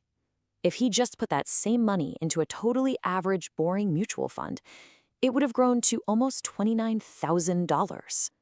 You see, the real cost of his get-evenitis wasn't just the $600 he lost. It was the nearly $30,000 he never ever gained. You know, when a reporter asked him why he never sold, Mr. Clark gave this just brutally honest and self-aware answer. He knew what he was doing wasn't logical. He said every time he thought about selling, he'd catch himself thinking, oh, but maybe it's going to go up just a little bit more. It was that raw hope of just getting his money back, and he knew it was coming from a deep psychological place. And believe it or not, the story gets even weirder. The guy running the fund, Charles Stedman himself, he was trapped by the very same thing. His funds were doing horribly, so what did he do? Did he play it safe? Nope. He went for broke. He started making these huge, desperate bets on super high-risk things like Intel warrants. He was trying to win it all back in one shot. It's get-evenitis on steroids, escalating into pure recklessness. All right, our next story is a big one. It's a high-stakes investment made by a young couple who were just trying to build a future for their family. It's a really powerful look at how hope and trust and this need to get even can lead you down a very long and complicated road. So let's paint a picture. We've got a young couple, we'll call them Bill and his wife. They're in their early 30s, they've just had their first kid, and like any new parents, they're looking at the future and thinking, man, how are we ever going to afford college? Then their good friend James comes along. He's a real estate guy. Seems like everything he touches turns to gold. And he comes to them with this amazing opportunity, a chance to partner up on a piece of lakeside property called Clear Lake. He tells them, we'll flip this thing in a year, make a huge profit. To them, it sounds perfect. This is the answer. This is the college fund. So they go for it. They pull together their savings, $17,500, and they borrow another $85,000. But almost right away, things start to go wrong. There's a problem with a survey, and they have to kick in another 10 grand. Then a year goes by, no sale. The project is actually losing money every month. You fast forward 6 years, and the whole thing is a total disaster, worth way, way less than what they've sunk into it. Okay, so at this point, their friend James comes to them with an offer. He says, listen, I'll take over your part of the deal. The loans, the property, all of it. You can just walk away clean. The only catch? They have to accept a final, concrete loss of $27,500. So, what would you do? Do you take that certain loss and just be done with the headache? Or do you hold on, still clinging to that tiny hope that you can somehow, someday, get back to even? It's a tough call, isn't it? That definite loss feels awful. But that little glimmer of hope is so tempting. For this couple, though, this wasn't some thought experiment. This was their life, and it was a very real decision. Because Bill and his wife were, in fact, future President Bill Clinton and future First Lady Hillary Rodham Clinton. Their friend James was Jim McDougal, and that failed Clear Lake deal, well, that became the infamous Whitewater scandal. And when they got that offer to walk away, they turned it down. Hillary Clinton reportedly told McDougal, Jim told me that this was going to pay for college for Chelsea. I still expected to do that. I mean, that quote says it all, doesn't it? It is the absolute perfect, almost tragic summary of get-evenitis. The original dream was so strong that it just completely overrode the cold, hard financial reality they were facing. Now, these stories are incredible, right? They really hit home. But you might be thinking, okay, those are just a few isolated examples. Is this really a widespread thing, or are we just cherry-picking stories? Well, let's move from the stories to the science, because the hard data on this is absolutely undeniable. So a researcher named Terence Odion did something really clever. He got his hands on the anonymous trading records for more than 160,000 regular folks at a big brokerage firm. He wasn't interested in what people said they did. He wanted to see what they actually did with their own money when nobody was looking. And the question he asked was simple. Do people sell their winners more often than they sell their losers? He crunched all the numbers, and the result was just stunning. What you're seeing here is the rate at which people sold their winning stocks compared to their losing stocks. Let's just set the rate for selling losers as our baseline. We'll call that 1. We'll look at the difference for the winners. Here's the number that came out of it. Odion found that, on average, investors were 1.68 times more likely to sell a stock that had gone up in value than one that had gone down. Let me put that another way. We are almost 70% more likely to sell a winner than we are to sell a loser. We are just itching to lock in a small gain, but we are pathologically unwilling to accept a loss. The data doesn't lie. This is real, and it affects nearly all of us. So when you put it all together, you see the trap. This bias creates this awful combination of bad decisions. We hold on to our losers forever, just praying they'll come back. And at the same time, we sell our winners way too early, just because we're scared to see a profit disappear. We might even throw good money after bad, trying to average down. It's a strategy driven entirely by emotion, by that hope to just get back to even, and it forces us to ignore the most rational choice again and again. So I'll leave you with this question. Go look at your own portfolio and be really honest with yourself. Which of those investments are you holding on to because you genuinely, truly believe they have a great future? And which ones are you just hoping will get even? The right question to ask yourself isn't, what did I pay for this? The only question that matters is, knowing what I know today, would I buy this stock at this price right now? Answering that question honestly, well, that's the first step to finally beating get-evenitis. Thanks for watching. Let me ask you a question. When it comes to your money, your actual hard-earned money, do you think you make decisions with cold, hard logic? Like a supercomputer calculating risk and return. Well, most of us like to think we do. But the truth is, our feelings have a much, much bigger say in our financial lives than we ever want to admit. And you don't have to take my word for it. Just look at this guy, Harry Markowitz. He's a giant in the world of finance, won a Nobel Prize for creating what's called modern portfolio theory, a brilliant, purely mathematical way to build the perfect investment portfolio. But here's the kicker. When it came to his own retirement fund, he didn't even use it. Instead, he did something incredibly human. He invested his money in a way that would minimize his future regret. And that one little idea, well, that tells us pretty much everything we need to know. All right, so here's our game plan. First, we're going to tear down the myth of the perfectly rational investor. Then we'll chart out our own emotional timeline when it comes to money. We'll see how we all tend to build our portfolios like pyramids. We'll dive deep into the incredible power of regret. Then we'll uncover some of the most common mental traps that cost us money. And finally, we'll talk about how to invest using a powerful new tool, simple self-awareness. So let's start with this idea of rational investing. This is basically the instruction manual that traditional finance gives us. The theory that says we should all be making perfectly logical, optimized choices with our money all the time. And this is the theory our friend Markowitz created. Modern portfolio theory, or MPT for short, is really the bedrock of old-school finance. It's all about the math. Means, variances, correlations, you name it. It treats investing like it's a pure numbers game, a world where messy things like feelings just don't exist. In a perfect world, this is exactly how we'd all be managing our money. But we don't live in a perfect world, do we? And here's the man himself, in his own words, admitting that his decisions weren't driven by some complex spreadsheet, but by a very powerful, very human emotion. He was imagining himself in the future, looking back, and he just didn't want to kick himself. He wanted to avoid that gut-wrenching pain of regret. And that, right there, shows us what's really driving the bus. Which brings us to the real drivers, our emotions. And they don't just show up out of nowhere. They actually follow a pretty predictable path, something we can think of as our emotional timeline. Okay, now this slide maps it out perfectly. Every single investment journey starts at the beginning, at the decision point, and it's fueled by one of two core emotions, either hope for a fantastic outcome or fear of a terrible one. Then, as we move through time into that waiting period, hope starts to grow into anticipation, while fear starts to curdle into anxiety. And finally, when the outcome is revealed, we land in one of two very different places, the satisfaction of pride or the sting of regret. And this shows how those starting emotions really shape our whole view of the world. The fear-driven investor, they're always scanning the horizon for danger, asking, how bad could this get? Their number one goal is security. But the hope-driven investor, they're looking up at the sky, asking, how good can this get? They're all about potential. And the thing is, we all have a bit of both in us, but one of them is usually in the driver's seat. Okay, so let's see how this all plays out in the real world. Turns out, instead of thinking about one big, perfectly optimized portfolio, most of us mentally separate our money into different buckets. We end up building something that looks a lot like a pyramid. You can almost think of it as an architecture of emotion. We start at the bottom, the foundation, where fear is in charge. This is our security layer, cash, CDs, things that protect us from absolute disaster. Once we feel safe there, we move up to the next layer, funding specific goals like saving for college.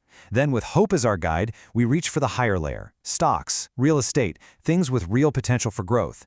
And way up at the tiny pinnacle, that's our aspirations. A little bit of mad money for a long-shot bet, because honestly, that dream of striking it rich is emotionally valuable all by itself. So that brings us back to that one powerful feeling that Harry Markowitz was trying so hard to avoid, regret. It's not just some minor disappointment. It can be so intense that it literally dictates our entire investment strategy. To really wrap your head around this, let's just do a quick thought experiment. It's a super simple scenario, but what it reveals about how our brains are wired is, well, pretty profound. Okay, so you've got three friends, George, John, and Paul. The market's been choppy, they all get a little nervous, and they all end up putting their money into safe CDs. And then, wouldn't you know it, the stock market takes off like a rocket and goes up 15%. Now, financially, their outcome is exactly the same. They all missed out on that gain. But psychologically, their experiences are a world apart. So when you ask people who feels the most regret, it's not even close. The overwhelming answer is George. But why? Think about it. John can kind of blame his advisor. Paul can blame his own inertia. He didn't really do anything new. He just stuck with his habit. But George? George did his homework, made an active, conscious choice. And it turned out to be the wrong one. He has no one to point to but himself. And that immense weight of personal responsibility is what makes the regret so much more powerful. And that example gets us to a really crucial point. Our brains are hardwired with these kinds of emotional responses and mental shortcuts. Psychologists call them biases and heuristics. And while they help us navigate everyday life, in the world of investing, they can lead to predictable and often very expensive mistakes. Let's take one of the most common biases out there, overconfidence. This is the belief that we know more than we actually do, and it often leads to trading way too much. In fact, some fascinating studies found that, on average, men tend to trade about 45% more often than women do. And what's the result of all that extra clicking and trading? Well, on average, it actually lowers their annual returns by 1.4 percentage points. All that activity, all that confidence that they could outsmart the market, literally left them poorer. The data is crystal clear. Overconfidence is expensive. Okay, now here's another huge one that gets even the smartest people. It's called the 1/n rule, or naive diversification. Now, it sounds so responsible, right? You're spreading your money around. What could be wrong with that? Well, this simple little shortcut can have some really weird and unintended effects on your portfolio. So imagine your company's 401k plan gives you two choices, a stock fund and a bond fund. Using this 1N rule, you do what Harry Markowitz did. You just split your money 50-50. And that seems pretty reasonable, right? A nice, balanced portfolio. So far, so good.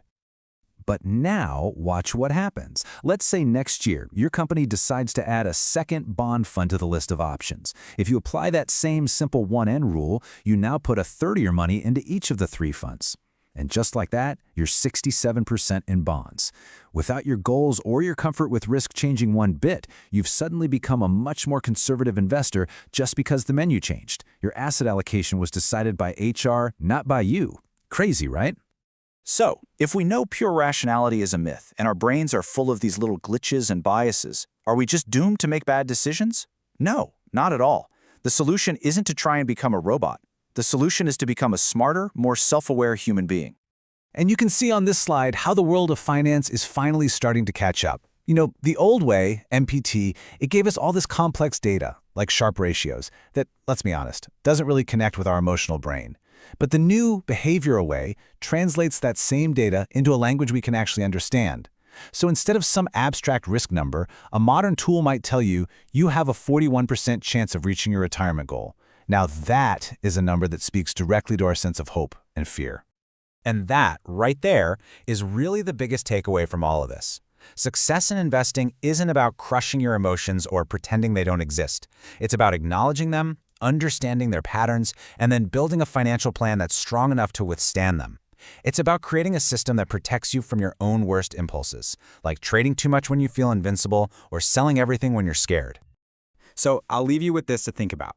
Now that you know that hope and fear and the pain of regret are often the ones pulling the strings, and that these little mental shortcuts might be quietly making decisions for you, which part of your own financial pyramid, your security foundation, your big goals, your potential for growth, or even your wildest aspirations, which part will you look at just a little bit differently now? You know, when we think about saving for retirement, we almost always treat it like a math problem, right? Save this amount, get this return, and bam, you're done. But what if I told you the biggest hurdles, the really tricky parts, aren't in your spreadsheet? They're actually inside your own head.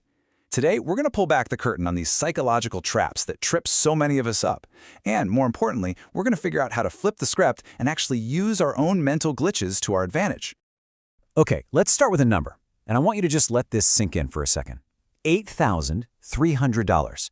Back in 1991, that was the median, the middle of the pack, amount of financial assets for an American family getting ready to retire, someone between 55 and 64. That's not what they had per year. That was their total.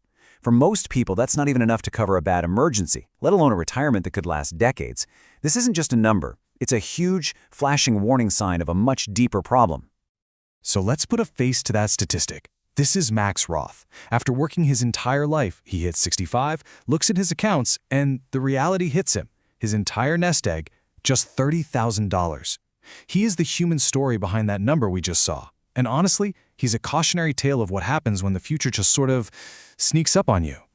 Now, Max's situation wasn't just a tough pill for him to swallow. It ended up being this massive wake-up call for his whole family, but especially for his son, Ira. And Ira, well, he's going to be our guide through this whole thing. You see, Ira's 45 years old. And speaking as someone who's also 45, I get this. Seeing his dad's reality, it must have just hit him like a ton of bricks. Here he is, successful, good job, life is fine. But when he took a hard look at his own retirement planning, or, his lack of planning, he saw the exact same habits, the same patterns that led his dad to this really precarious spot. He knew deep down, if he didn't make a change, and fast, he was headed for the exact same destination. So what are these patterns? What's really going on here? Well, researchers have kind of boiled it down to two main psychological villains that just rack our best intentions: myopia and a lack of self-control. And these aren't just character flaws, okay? Think of them more like bugs in our human operating system when it comes to thinking about the distant future. Let's start with myopia. It's really just a fancy word for being short-sighted. When you're in your 30s or 40s, retirement feels abstract. It's like a vague dot on the horizon. It just doesn't feel as real as the credit card bill that's due on Friday, or that vacation you're dying to book. And because that future is so fuzzy and far away, we get hyper-focused on avoiding any kind of pain or loss right now, which makes us terrible at taking the kinds of smart, calculated risks that are absolutely essential for long-term growth. And what's so interesting is how this plays out inside our own heads. It's like there's this battle going on. You've got your present self, right? And its voice is loud, it's emotional, and it's screaming, "I want that new phone now! Let's go out to eat!" Then you have your poor future self. Its voice is just this quiet little whisper from way off in the distance, logically hoping for things like, security and not having to eat cat food. And let's be honest, in the noisy chaos of our daily lives, which voice usually wins? The loud one, of course. The shouts for instant gratification, for spending money right now, they almost always drown out that quiet, rational whisper begging you to save for the future. Okay, so our brains are basically wired against us. That sounds pretty depressing, doesn't it? But here's the cool part. The good news is, once we know about these glitches, we can actually use them to our advantage. We can essentially set up these little tricks for our own brains to get them to do the right thing. The first trick in our playbook is something called mental accounting. And we all do this, even if we don't realize it. We just don't treat all money as being equal. I mean, think about it. $100 you find on the street feels totally different than $100 you earn through 8 hours of hard work, right? We mentally sort our money into different buckets. This is bill money, this is vacation money, this is serious savings. And we can totally exploit that. Let me ask you this. Just imagine you get a surprise $6,000 bonus from work, after taxes. Be really honest with yourself for a second. How much of that are you spending? Now, what if instead of a lump sum, it was an extra $500 a month in your paycheck? Or what if it was a $6,000 inheritance that you knew you were getting, but not for another 5 years? Does how you think about that money change? Well, when researchers asked people, the results were incredible. When the money comes in as part of our monthly paycheck, we treat it like regular income, and we spend it.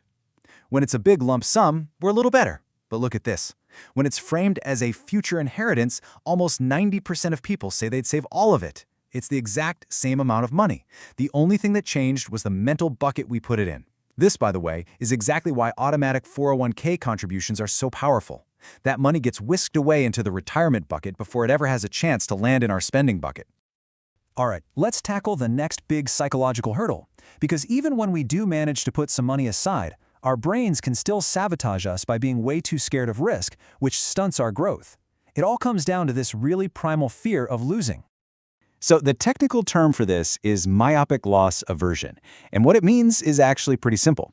Study after study has shown that for most of us, the pain of losing, say, $100 feels about twice as bad as the pleasure of gaining $100. Now, you combine that feeling with our natural short-sightedness, our myopia, and it makes us absolutely terrified of seeing our portfolio drop, even for a day. So let me put it to you this way. I offer you a simple bet. We flip a coin. If it's heads, you win $2,000. If it's tails, you lose $1,000. Now, statistically, mathematically, this is a fantastic bet. The odds are clearly stacked in your favor. But would you take it? Just one flip. If you hesitated or said no, you are not alone, not by a long shot. About 60% of people turn this bet down. Why? Because that potential pain of losing $1,000 just looms so much larger in our minds than the potential joy of winning $2,000. That is myopic loss aversion right there in a nutshell. It makes us play it way too safe. But hang on, let's just change one little thing. What if I offered you that same exact bet, but instead of one coin flip, you get to play it 100 times in a row? Now the law of averages kicks in. Does that change how you feel about it? Yeah, of course it does. Look at that. Suddenly 90% of people are jumping at the chance to play. What changed?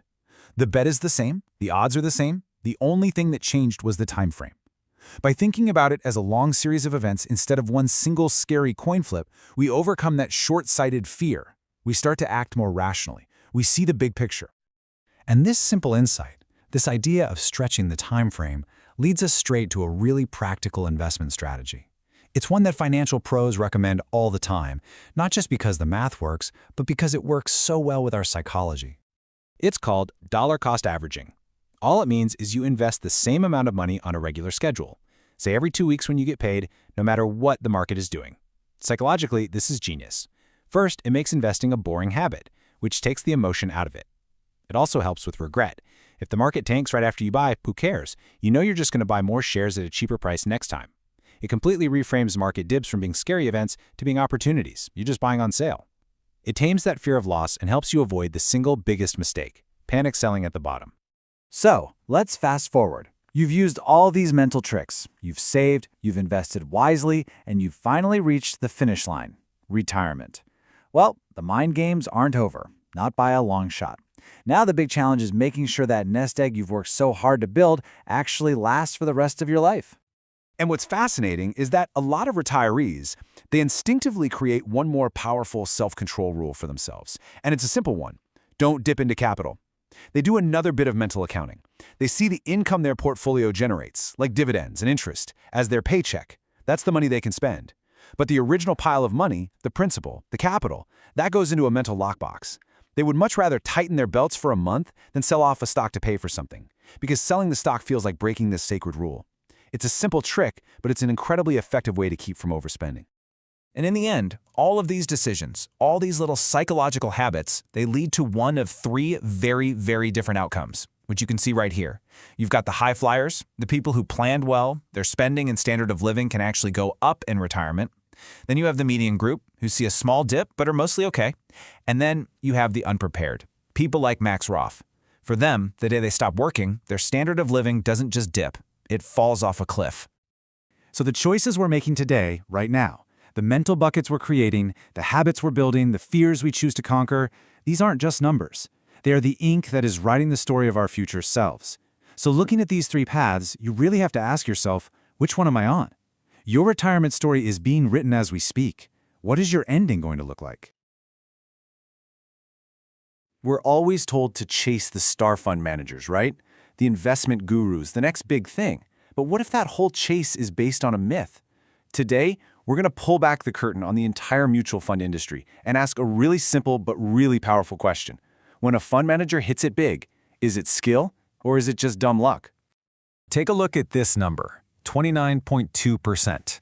Now that's not some one-hit wonder, a single great year. That's an average annual return. It's a staggering figure, almost unbelievable, but for one man, it was very, very real. That man was the legend Peter Lynch. For 13 years straight, think about that. From 1977 all the way to 1990, Lynch put up these numbers running the Fidelity Magellan Fund. To really let that sink in, if you'd put $1,000 with him at the start, it would have ballooned into $28,000. The guy wasn't just beating the market, he was playing a different game entirely. And that brings us right to the heart of it.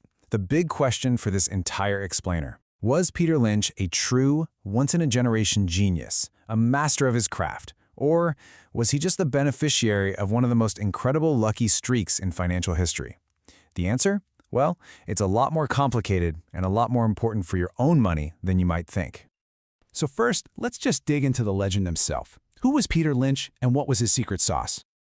Well, Lynch's whole philosophy was famously simple. You can see it right here in this quote. He believed in buying what you know. I mean, the stories are famous. He bought Taco Bell because he loved their food. He bought Volvo because that's what his family drove. He made investing feel like something anyone could do, arguing that regular folks, amateurs, could absolutely beat the Wall Street pros at their own game. But here's the massive disconnect. If it's all so straightforward, why do the professionals, the guys who do this for a living, fail so consistently? I mean, the data is just brutal. Over a 20-year span, 83% of funds couldn't even keep pace with a dead simple, unmanaged S&P 500 index fund. And that's not just bad luck. It's because they have this huge hurdle of their own fees and costs they have to overcome first. Yeah, something just doesn't add up. Okay, so if skill isn't the whole story, what about the other side of the coin? Could this whole thing just be a giant game of chance? To figure this out, we need to talk a little bit about probability and how easily our brains can get tricked by it. Let me ask you a question. If I stood right here and flipped a coin and got 10 heads in a row, you'd be suspicious, right? You'd probably want to check that coin, see if it was weighted, and you'd be right to. See, the odds of one person pulling that off are about 1,000 to 1. It's a freak event. But now, let's change the frame. Instead of just me flipping a coin, imagine a stadium filled with 5,000 people. That's roughly the number of mutual funds out there. And they're all flipping a coin 10 times. Suddenly, the game is completely different. With a crowd that big, the math tells a totally different story. Let's say beating the benchmark is just getting more than 5 heads. We'd expect almost 1,900 of our managers to do it. And what about that perfect record, 10 heads in a row? Well, we should expect about 5 people to achieve that, purely by random chance. And that right there is the key insight. What looks like a miracle for one person is a statistical certainty in a big enough crowd. Our brains are wired to see a perfect record and yell genius. But in a field with 5,000 fund managers all trying their luck, the laws of probability tell us that a few Peter Lynch-style runs aren't just possible, they're basically inevitable. Okay, so luck can create the illusion of skill. I get it. But is there any real repeatable skill out there? Do winners actually keep on winning? Let's dig into the data on what they call the hot hands phenomenon. But before we can do that, we need to know one key term: Jensen's alpha. The simplest way to think about it is this. It's a fund's grade after you adjust for the amount of risk it took. A positive alpha is supposed to be the fingerprint of a manager's pure skill, separating it from just taking wild risks or getting lucky. So this chart shows what happens to those top performers. A huge study by Mark Carhart found that if a fund lands in the top 10% one year, it has about an 18% chance of doing it again the next year. Now, that is better than the 10% you'd expect from just random luck. So it does look like there's some evidence of a hot hand. But, and you knew there was a but coming, here's the killer detail. This hot hands effect is not only weak, it's pretty much a one-year thing. After that single year of outperformance, the magic just evaporates. A top performer's odds of staying on top are no better than a coin flip. The skill, if it was ever there, just vanishes into thin air. So if the data clearly shows that finding consistent, long-term skill is almost impossible, why does the entire industry sell us this dream of finding the next superstar? Well, it's because they have a whole playbook of what you could call obfuscation games, strategies specifically designed to play on our hopes and hide the truth. These games are all about making things murky, confusing you, and making pure chance look like repeatable genius. They rely on things like hiding their failures, making fees hard to understand, and basically just moving the goalposts whenever they need to. Let's break down a couple of the biggest ones. First up, the incubator fund game. This is a classic. A big company will start, say, 50 little private funds that you, the public, never see. They just let them run for a year. Just like our coin flippers, by pure chance, a couple of them will have an amazing year. So what does the company do? They quietly shut down the other 48 losers, and they take the 2 lucky winners public, shouting from the rooftops about their amazing track record. You, the investor, only ever see the lottery winners. Next, there's a simpler trick. Just bury the losers. If a fund has a terrible track record for a few years, they don't want that stinking up their marketing materials, so they just merge that failing fund into a more successful one. Poof, the bad record is wiped clean. It creates what's known as survivorship bias. We only see the data for the funds that survived, which paints a much rosier picture than reality. As Don Phillips from Morningstar put it, it's a classic case of burying a bad record. And this one's really clever, the benchmark game. Let's say a fund can't beat the real market, the S&P 500. So what do? They just invent an easier game to win. They'll start comparing themselves to, say, the average mid-cap value fund. That's like a baseball player hitting .260 and bragging that he's the best hitter on his last place team. Sure, it's technically true, but you're comparing yourself to mediocre competition just to look good. And it's also a great way to hide risk. They might beat that narrow benchmark, but only by taking on way more risk than their peers. So we've walked through the legend, the math, the industry shell games. What's the actual takeaway here? How do we use this to invest smarter, not harder? Let's go all the way back to the beginning. Was Peter Lynch just lucky? The honest answer is probably not entirely. A 13-year record that incredible almost certainly had some real skill involved. But his amazing, outlier success created a powerful and frankly dangerous myth. The myth of the genius stock picker that you can find ahead of time. It's a myth that leads millions of investors to pay high fees chasing ghosts. So here's the bottom line. What looks like genius is often just the predictable outcome of random chance in a very large group. Past performance is a terrible, awful predictor of future results, and you have to remember the whole industry is designed to make you forget those two facts. The most valuable thing you can do isn't to get better at finding the superstar, it's to understand the rules of the game so you can choose not to play. At the end of the day, the goal isn't to find the one needle in the haystack. The goal is to realize you don't have to spend your life searching through the haystack in the first place. So now that you know the rules of the game, the real question is, how are you going to choose to play? Welcome back to The Explainer. Today, we are tackling a really strange corner of the financial world. It's a place where a dollar isn't always worth a dollar. This is a long-standing puzzle that really pits cold, hard numbers against human psychology, and it involves everything from hidden fees to just massive emotional market swings. You know, the whole mystery really comes down to this one simple question. Just imagine for a second a briefcase, and it's filled with $1 million in cash. Now, what if you could buy that entire briefcase for, say, $900,000? I mean, that's a deal you'd take in a heartbeat, right? Well, in the financial world, these briefcases are real. They're called closed-end funds, and the fact that they often sell for way less than what they're actually worth is the puzzle we're going to unpack today. So to really get this, we first need to understand how these things work. A closed-end fund has a fixed number of shares, and they trade on an exchange, just like a stock. Its price? Well, that's driven by good old supply and demand. Now, that's a whole world away from a typical mutual fund, where the company just creates or redeems shares whenever it wants, which keeps the price locked to the value of its assets. And that one little difference, price being set by the market instead of by the assets, that's what opens the door for this entire puzzle to exist. And that brings us to the most important concept here, net asset value, or NAV. Just think of NAV as the true bottom line value of one share. If you were to just liquidate the entire fund, sell off all its stocks and bonds, the NAV is what you'd get for each share. Now, in a perfectly rational world, a fund's share price would never ever stray from its NAV, but the whole reason we're talking about this is because in the real world of closed-end funds, it strays a lot.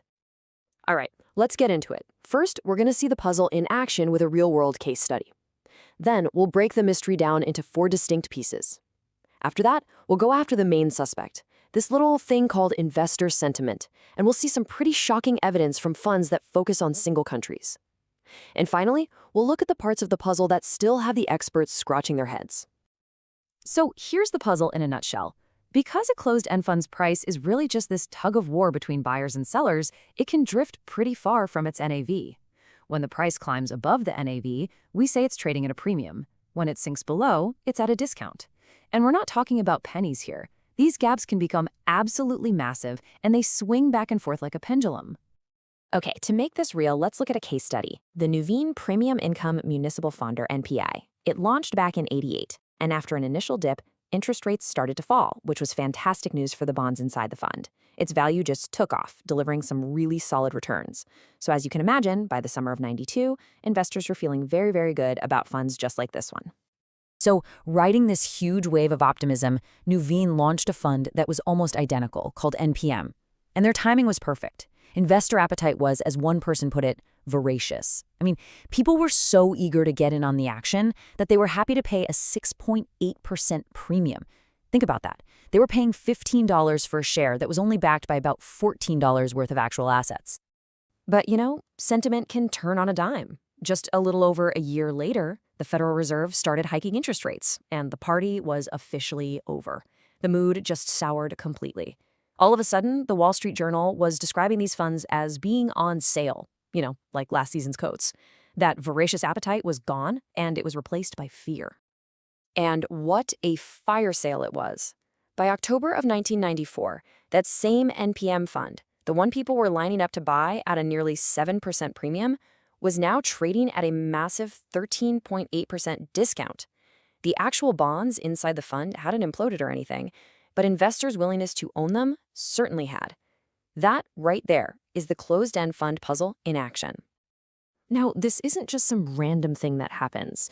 A team of researchers, Lee, Schlafer, and Thaler, they really dug into this, and they discovered it follows this predictable yet completely baffling pattern. They broke the entire life cycle of these funds into a 4-part puzzle.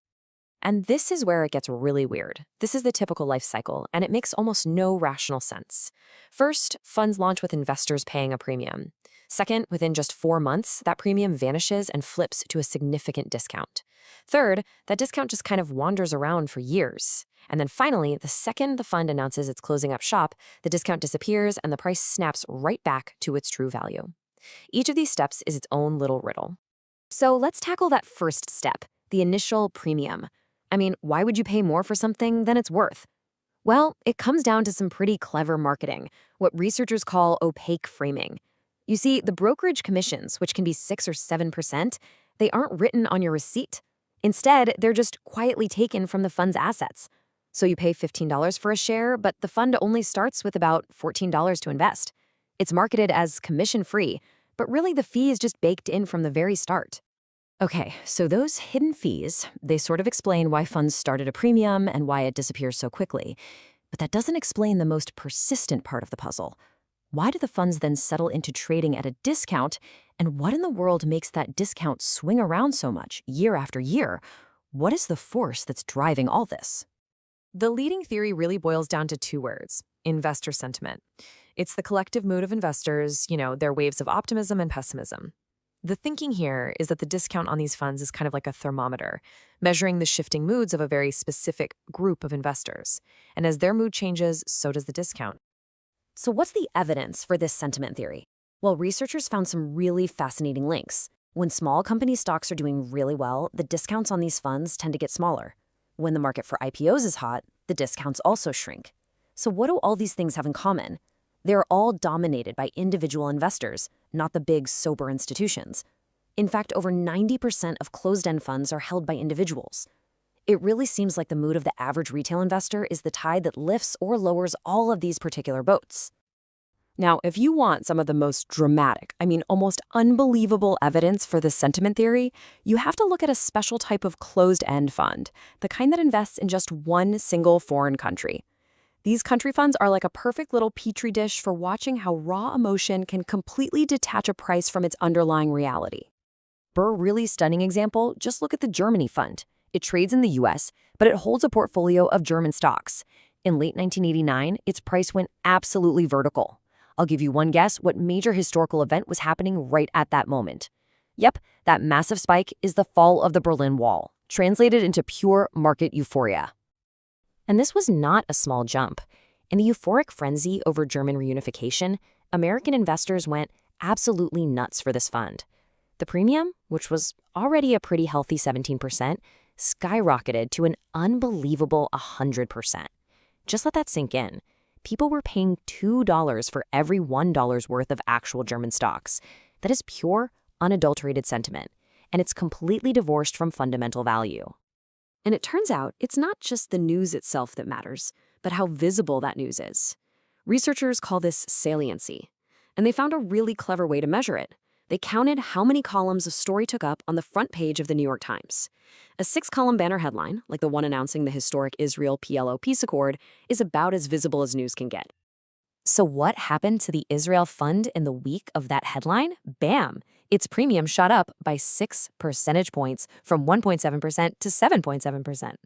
The jump wasn't just driven by the good news, but by the sheer, unmissable size of the story. The research shows that when good news is buried deep inside the paper, investors barely react. It's the big, bold, front-page headlines that really move the needle on sentiment. But, even with a powerful explanation like investor sentiment, the puzzle isn't completely solved. There are still other quirks and oddities that just don't fit neatly into the theory, which is what makes this topic so endlessly fascinating for finance nerds. For instance, one expert said this whole thing drives efficient market theorists crazy because you can have funds that are nearly identical trading at wildly different prices. Look at these 3 Nuveen funds. They are all incredibly similar with comparable performance, yet their discounts are all over the place. In fact, the fund with the best actual return has the biggest discount. It seems like tiny little differences, maybe in something as simple as the dividend yield, can have a huge, irrational impact on how investors value them. And other mysteries are still out there. There's basic investor inertia. If shareholders are losing money from the discount, why don't they just vote to convert the fund and make the discount disappear? A lot of the time, they just don't. Then you have these complex structures like leverage, used to boost dividends while hiding risk, or something called a rights offering that sounds good but can actually hurt existing shareholders.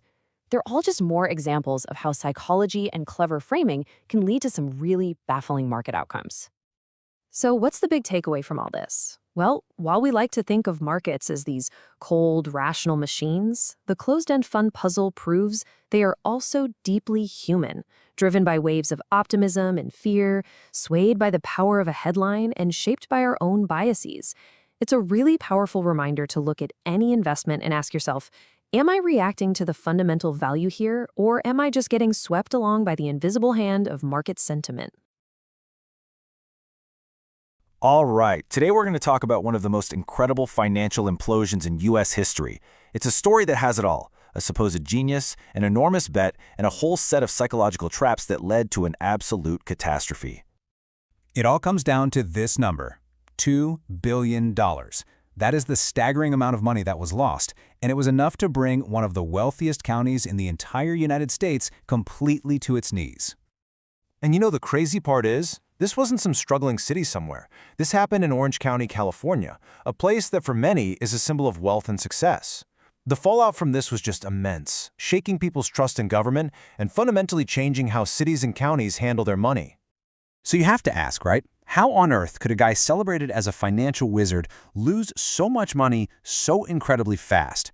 Well, it's a story that goes way beyond just bad market calls. To really get it, you first have to understand the man who was at the very center of this storm. You see, for over 2 decades, Robert Citron wasn't just another county treasurer. People thought of him as a financial visionary, a kind of magician who just consistently pulled these incredible returns out of a hat for Orange County. So who was this guy, Robert Citron? Well, he'd been the county treasurer for almost 25 years. His whole identity was wrapped up in one single idea: winning. People who knew him said he was intensely competitive. Being above average wasn't just a goal for him, it was everything. Now, here's the funny thing. For all the massive risks he was taking with public funds, his own money was tucked away super conservatively. He never owned a single share of stock in his life. Instead, he put all his faith in outside experts, especially one guy, a strategist at Merrill Lynch named Charles Clough. So what was his secret sauce? How did he keep getting those above-average returns year after year? It came down to a strategy that used something called reverse repurchase agreements, or repos for short. Now that sounds complicated, but the idea is actually pretty simple. Basically, he was using the county's money as collateral to borrow billions and billions of dollars at really low short-term interest rates. Then, he'd turn around and invest all that borrowed cash into government bonds that paid a higher long-term rate. The profit was in the gap, the spread between what he paid to borrow and what he earned on the bonds. But here's the crucial part. This entire massive operation, and I mean the whole thing, it all hinged on one single unwavering belief, that interest rates would stay low or maybe even go lower. He wasn't just investing the county's money, he was using leverage to make a huge bet. By 1994, he had taken a $7.5 billion investment pool and turned it into a $20 billion position. It was a giant house of cards, and it was all built on that one single prediction. And if you want a perfect snapshot of his mindset at the time, just listen to this. In 1993, when someone had the nerve to ask him what would happen to his fund if interest rates went up, his response wasn't some careful risk analysis. No, he just said, "I am one of the largest investors in America. I know these things." I mean, the confidence, right? Years and years of success had convinced him that he wasn't just right, he was infallible. Well, as they say, the market has a way of humbling people. And in 1994, the sure thing completely fell apart. The Federal Reserve, after years of keeping rates low, suddenly changed direction, and Robert Citron's entire world just began to crumble. The Fed was getting worried about the economy overheating, about inflation, so it launched one of the most aggressive campaigns of rate hikes in its history. It started in February, the first hike in 5 years. Then, bam, another one in March, and again in April. With every single rate hike, Citron's strategy was getting crushed. His borrowing costs were going up, and at the same time, the value of all those bonds he owned was going down. The very foundation of his fund was cracking apart. Now, this is the point where any sensible person would say, okay, time to pull back, cut our losses. But Citron, he did the exact opposite. He doubled down. Just look at these numbers. Between March of '93 and August of '94, right in the middle of the Fed's assault, he nearly doubled his borrowing from $7 billion to almost $13 billion. It was a pure gambler's move, a desperate attempt to try and win it all back. It didn't work. By December, the losses weren't just on paper anymore. They were a real-world catastrophe. The county had to announce a $1.5 billion loss, a number that would just keep growing. And then, on December 6th, it happened. Orange County, California filed for the largest municipal bankruptcy in American history. The wizard's magic was gone. So, why? Why didn't he stop? The answer, it turns out, isn't really about finance. It's about psychology. See, to really understand what happened here, you have to look past the spreadsheets. This wasn't just a story about a risky strategy that went wrong. The Orange County bankruptcy is a perfect, textbook example of how our own minds, our own cognitive biases, can lead us straight to ruin. First up is a big one, loss aversion. It's a cornerstone of behavioral economics, and we've all felt it. Think about it. The pain you feel from losing $50 is way more intense than the pleasure you get from finding $50. For Robert Citron, the idea of admitting he had lost, of making those losses real, was just psychologically impossible to bear. And this quote right here from the Wall Street Journal, it shows you exactly how that bias was running the show. He held on to this belief that as long as he didn't sell the bonds, the losses were only on paper. He figured if he could just wait until they matured, years down the line, he'd get his money back and the loss would magically disappear. It's a classic mental trick to avoid facing the painful reality of a terrible mistake. Okay, so you've got loss aversion pushing him to hold on. The next ingredient in this toxic stew was confirmation bias. This is that little voice in all of our heads that loves information that proves we're right and is really, really good at ignoring anything that suggests we might be wrong. And the thing is, people were trying to warn him, loudly. His political opponent, a guy named John Morlack, literally ran against him warning that the investment pool was a time bomb. Even his own brokers at Merrill Lynch, their risk management department, had been telling him to cut back on the borrowing for 2 years. But Citron tuned them all out. Instead, he zoomed in on the one voice that told him exactly what he wanted to hear, his trusted advisor Charles Clough, who kept insisting the Fed's rate hikes couldn't last. He was filtering reality to fit his own narrative. Now, it's really easy to just point the finger at Robert Citron and his flawed psychology. But what if the problem is bigger than just one guy? What if his failure tells us something much deeper about finance itself, about whether anyone can really predict what's coming next? You know, in the world of academic finance, there's this long-standing theory called the expectations hypothesis. The basic idea is that the bond market itself should be a pretty decent crystal ball for where interest rates are going. So, if long-term interest rates are higher than short-term rates, that's the market's way of telling you it expects rates to go up. Makes sense, right? Well, here's the kicker. When you actually look at the historical data, you go back over 100 years, the theory is a spectacular failure. In many cases, the exact opposite happens. When that gap between long and short-term rates has been really wide, long-term rates have actually been more likely to fall, not rise. The market's crystal ball, it turns out, is completely broken. So why is the market so bad at this? Well, a lot of research points to yet another collective cognitive bias. It seems that as a group, we investors suffer from something called conservatism or anchoring. We tend to base our expectations for things like inflation on what's happened recently, and we are incredibly slow to change our minds, even when new information comes in. This constant underreaction to changes in the economy seems to consistently warp the entire bond market. So, after digging through the man, the strategy, the collapse, and even the deep market theory behind it all, what's the big takeaway? What are the timeless lessons from this $2 billion disaster? The story of Robert Citron is really a masterclass in the psychological traps of investing. You've got overconfidence from a long winning streak. You have crippling loss aversion that turns a small mistake into a giant one. You have confirmation bias that builds an echo chamber where you only hear what you want to hear. And you have this conservatism, this failure to adapt when the world changes. These traps aren't unique to him. They are hardwired into all of us. And that leaves us with one final, and I think one crucial question. Because it's one thing to spot these biases in a story about someone else from 30 years ago.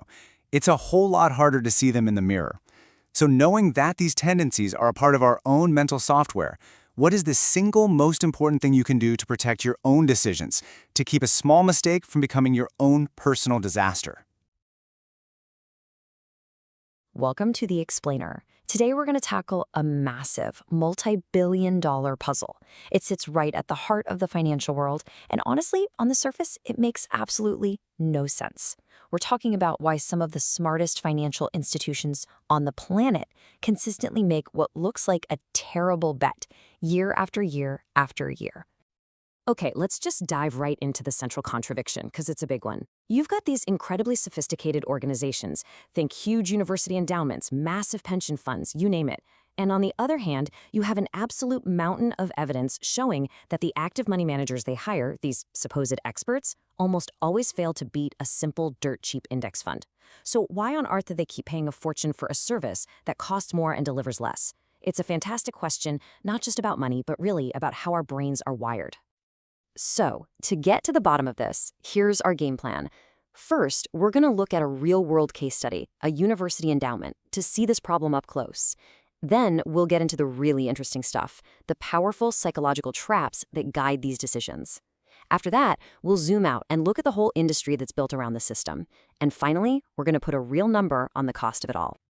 All right, to really see how this plays out, we're going to go inside the actual investment committee meetings at Santa Clara University. This is where these huge, high-stakes decisions get made every single day, and it gives us this perfect little laboratory to really understand the dynamics at play. So here's the setup. You've got a 16-member investment committee. And listen, these are not unsophisticated people, not by a long shot. We're talking a former Supreme Court justice, super successful business leaders. Heck, there's even an active money manager on the committee itself. They are responsible for hundreds of millions of dollars for the university. And to help them out, they've hired elite consultants from the very prestigious firm Cambridge Associates. I mean, on paper, this is the A-team. Now, if you look at their portfolio, you can see they didn't just, buy the market. They did something called style diversification. What this means is they hired a whole crew of different managers, and each one had a unique specialty, which you can see here: large cap growth, small cap value, emerging markets, and so on. The logic, and it seems pretty sound at first, was that by spreading their bets across all these different expert styles, they were being smart and reducing their risk. But here's where the problem just becomes crystal clear. Between 1989 and 1998, their incredibly complicated, carefully constructed portfolio of expert managers returned 13.2% a year. Now that sounds pretty good in a vacuum, right? The problem is, during that exact same time, a simple, boring, unmanaged S&P 500 index fund returned 17.7%. That gap, that 4.5% per year, compounded over a decade, that is a colossal amount of money just left on the table.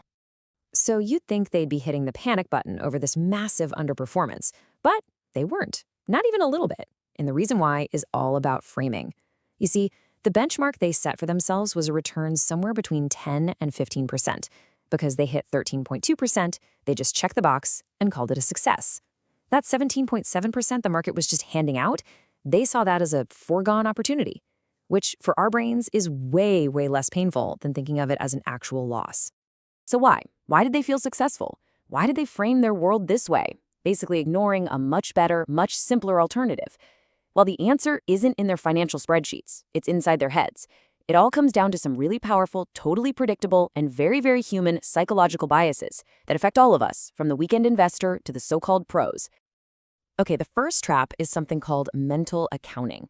The committee didn't look at their portfolio as one single thing that needed to be optimized. Nope.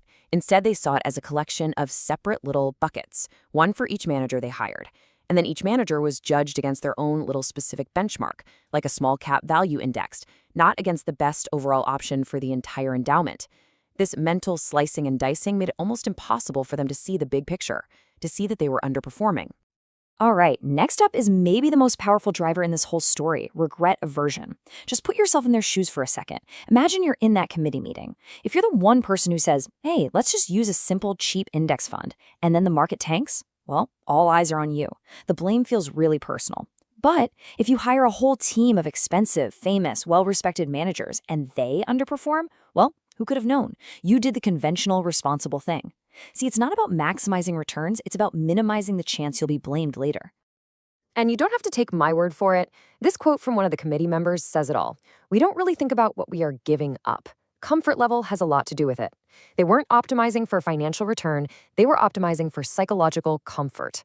They were paying millions of dollars a year for the ability to sleep at night knowing they made a choice that was safe and defensible, even if it wasn't the best one. And the third trap is what's called the representativeness heuristic. In finance, this usually shows up as a belief in hot hands. This is our deep-seated tendency to see patterns where there's just randomness. So when a manager has a couple of great years, we instinctively create a story about them. Oh, they're a genius, a stock-picking prodigy, they've got the magic touch. We mistake a lucky streak for a skill that they can repeat over and over again. This belief in hot hands creates this really expensive cycle of hiring and firing. The committee would actually put a manager on a watch list after just 2 years of underperformance. But look, statistically, 2 years is nowhere near enough time to tell if a manager is genuinely bad or if they're just going through a normal stretch of bad luck. It locks them into this losing game of constantly chasing whoever did well last year. Now, these individual biases, they don't just exist in a vacuum. They are encouraged, they are nurtured, and frankly, they are exploited by a massive financial industry where almost every single person benefits from keeping this complicated, expensive, and underperforming system exactly the way it is. This chain of delegation, this is key to understanding how responsibility just gets watered down. The Board of Trustees delegates to the university's treasurer's office. The treasurer's office then delegates to the outside consultants. The consultants then delegate to the active money managers. So when performance is bad, which it often is, it's incredibly easy to just point fingers down the chain.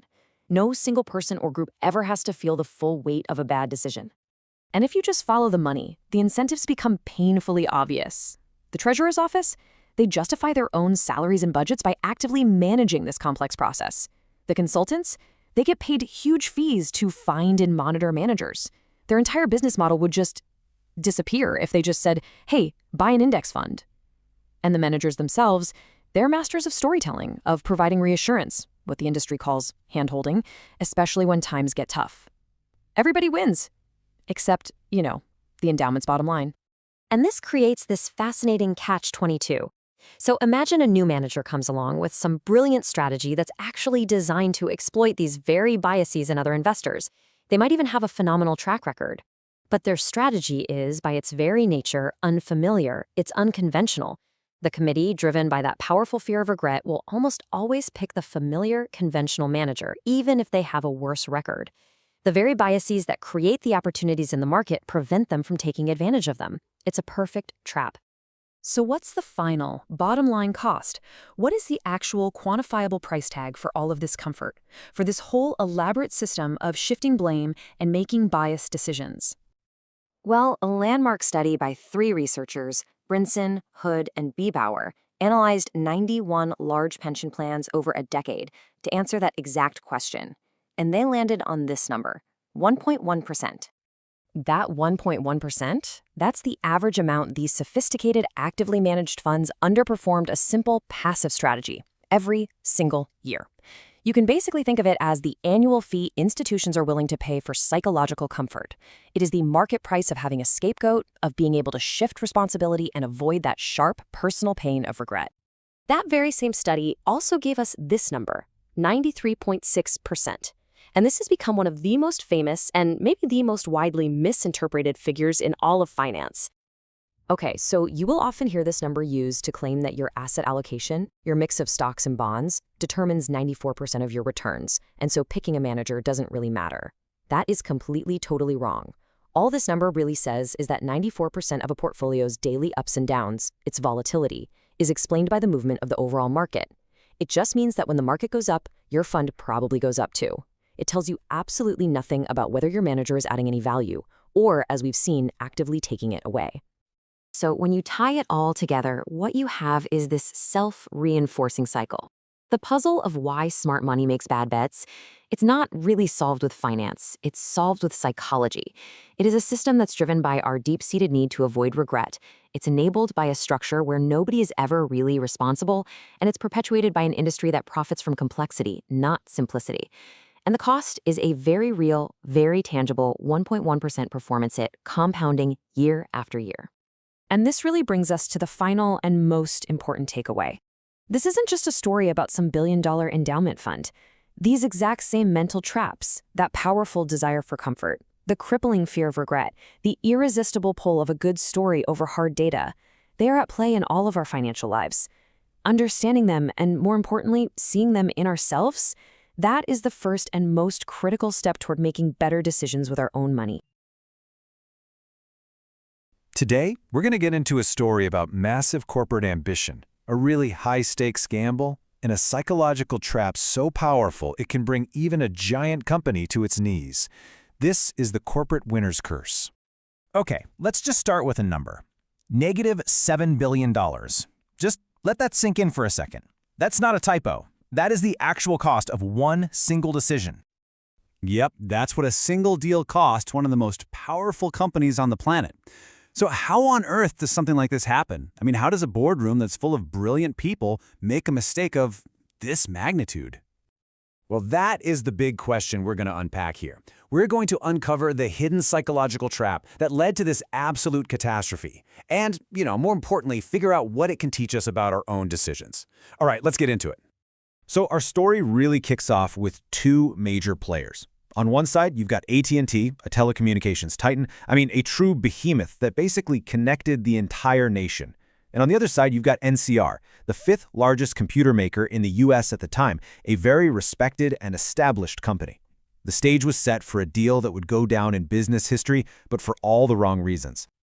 To really understand what went wrong here, we can't just look at the balance sheets. That won't tell us the whole story.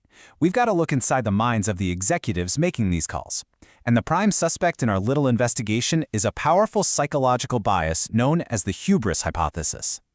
It was coined by a researcher named Richard Roll. And the hubris hypothesis is actually pretty simple, but its consequences can be absolutely devastating. It's just the tendency for overconfident leaders to be so sure of their own abilities, so certain of their unique vision, that they end up massively overpaying when they buy another company. They fall victim to what's known as the winner's curse. A great way to think about this is the Lake Wobegon syndrome. It comes from this fictional town where supposedly all the children are above average. Now, of course, that's statistically impossible, right? But this is exactly how a lot of executives see themselves and their companies, as somehow special and totally immune to the failures that happen to everybody else. And hubris wasn't acting alone. Oh no, it had some accomplices. We're going to see how excessive optimism, that unwavering belief that this time it'll be different, and the illusion of control, the idea that you can tame a super complex merger with just sheer willpower, and then a deep-seated fear of admitting a loss, all of these things conspired to create the perfect storm for this $7 billion mistake. So let's turn to the deal itself. By 1990, you gotta understand, AT&T wasn't new to the computer game. They had already tried and failed, spectacularly I might add, losing billions of dollars in the process. Now, a rational company might have just cut its losses, but instead, they decided to double down, believing that buying NCR would finally make them a computer powerhouse. It was a massive, massive gamble against their own history of failure. And the escalation was just relentless. The initial private offer in November 1990, that was for $85 a share, which NCR's board shot down. So AT&T went public with a hostile bid of $90. After a pretty bitter proxy battle, the price just kept climbing higher, finally settling at a staggering $110 per share. And that sealed a nearly $7.5 billion deal. And this slide illustrates the disconnect perfectly. Inside AT&T, the chairman, Robert Allen, was calling it a natural marriage. But outside, the experts were sounding the alarm bells. One analyst, Richard Schaefer, even publicly challenged AT&T to name a single large tech merger that had ever been successful. They couldn't. Wow, this quote from Chairman Allen is incredibly revealing. After losing billions in their previous computer ventures, you can almost hear the loss aversion here, right? It's this need to take an even bigger risk to try and make up for past failures. The key thing to get here is that they weren't just optimistic. They were actively looking for a high-risk gamble. The executives, well, they may have been blinded by their own hubris, but the market was not. Investors, the collective wisdom of the crowd, they saw this deal for what it was. A classic case of the winner's curse, and their reaction was immediate, and it was brutal. Take a look at these numbers. Seriously, this is the smoking gun. On the day the hostile bid was announced, NCR's stock just shot up, adding $1.65 billion to its value. At the very same time, AT&T's stock fell, wiping out, well, you guessed it, $1.65 billion. That is not a coincidence. That is a direct transfer of wealth from the buyer's shareholders to the sellers. So, you might ask, did the deal create any new value? Well, this chart says it all. The combined value of the two companies actually fell by $700 million on the day of the announcement. From the very beginning, the market was basically screaming that this merger was destroying value, not creating it. So, did AT&T prove the market wrong? Did their unique vision and management genius turn this whole gamble into a winner? In a word, no. The market's initial fears weren't just confirmed, they were exceeded. The aftermath was just a slow-motion disaster. The combined company bled money, losing almost $4 billion in just a few years. Key talent fled, longtime customers felt alienated, and AT&T just kept pouring billions more into this failing venture, a classic case of throwing good money after bad. Finally, in 1995, they just gave up. They announced they would spin off NCR and just absorb the massive loss. It's a really dramatic story for sure, but you have to ask yourself, was this just a perfect storm of bad luck and bad decisions? Was it a fluke? Or is it actually part of a much larger, more predictable pattern? Well, decades of academic research tell us that the AT&T story is anything but unique. It is, in fact, the textbook example of a well-documented and surprisingly common phenomenon in corporate takeovers. This is what researchers call the minus-plus-zero effect, and it's what happens in a huge number of mergers. The acquiring company's value goes down, that's the minus. The target company's value goes up, that's the plus. And the combined value? It either stays the same or, like in AT&T's case, it goes down. Zero new value is created. Study after study confirms this pattern. The company being bought almost always wins. The company doing the buying often loses. And here's the real kicker that comes up again and again. The more the buyer overpays, the more their own stock gets punished for it. The market understands the winner's curse perfectly, even when the people in the boardroom don't. So what this all shows is that this isn't random. It's a predictable three-step psychological trap. It starts with hubris. We're different, we'll succeed where everyone else failed. That leads to an illusion of control. This won't be as hard as it looks. And then, when things inevitably go wrong, loss aversion kicks in, preventing you from cutting your losses and admitting you made a mistake. So we've seen how this psychological trap cost a corporate giant $7 billion. It's easy to see the hubris from the outside, looking back. But it leaves us with a pretty challenging final question to think about. Where in our own lives, in our careers or our investments, might our own Lake Wobegon syndrome, our own quiet overconfidence, be setting us up for our own winner's curse? All right, let's talk about IPOs, or initial public offerings. We're going to pull back the curtain on the hype, the psychology, and the cold, hard numbers. It's a world filled with these massive first-day stock pops, some absolutely spectacular flameouts, and, a whole lot of human emotion that can make or break a fortune. One observer put it perfectly, calling the whole scene insanity.com trading. And that really nails it, doesn't it?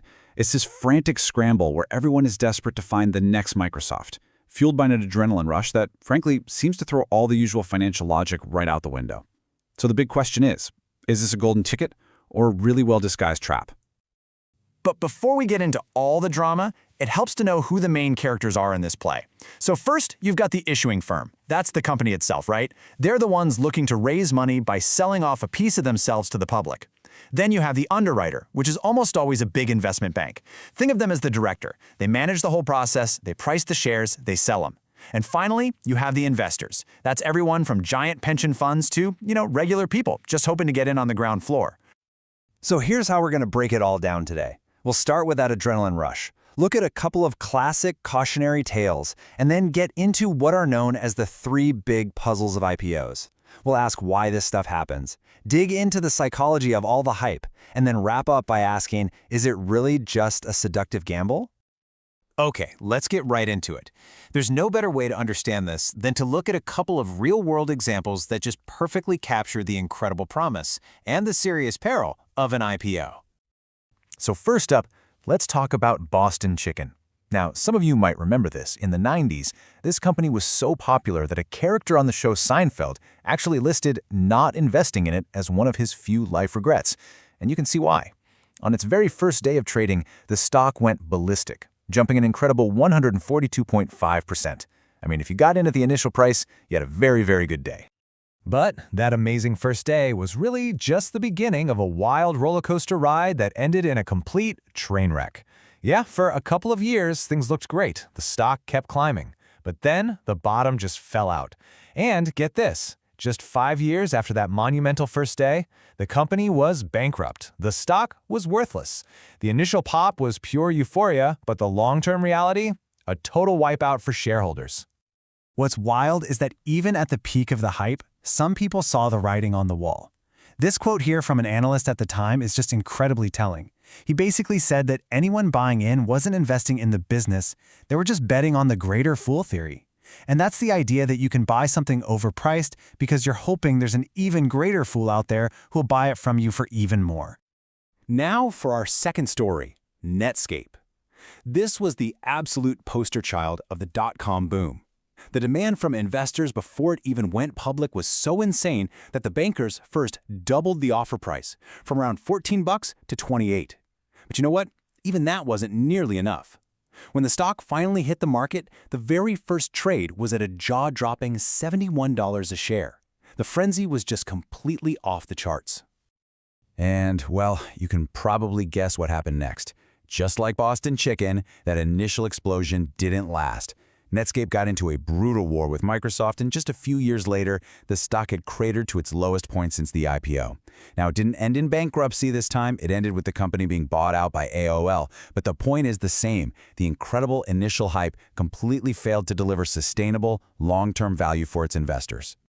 Now, these stories are great, but they're not just one-offs. They're not weird anomalies. They actually do a brilliant job of illustrating 3 predictable puzzles, or patterns, really, that researchers have found over and over and over again in the IPO market.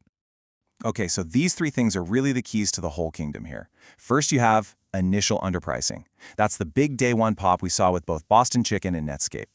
Second, there's long-term underperformance. That's the tendency for these same stocks to actually do worse than similar companies over the next 3 to 5 years. And third, you have these so-called hot issue markets, where you get these waves, these cycles of tons of IPOs and massive first-day returns, followed by periods where the market goes completely cold. Now take a look at this data. This chart shows the first-day returns for a ton of IPOs over several years. And you can see it plain as day. The whole graph is skewed way over to the right into positive territory. The average IPO jumped 14% on its first day. That's a huge deal. And then think about Boston Chicken's 142%. That would be way, way off the screen to the right. So this confirms it. Underpricing isn't a bug. It's a feature of the system. So that brings us to the million-dollar question, right?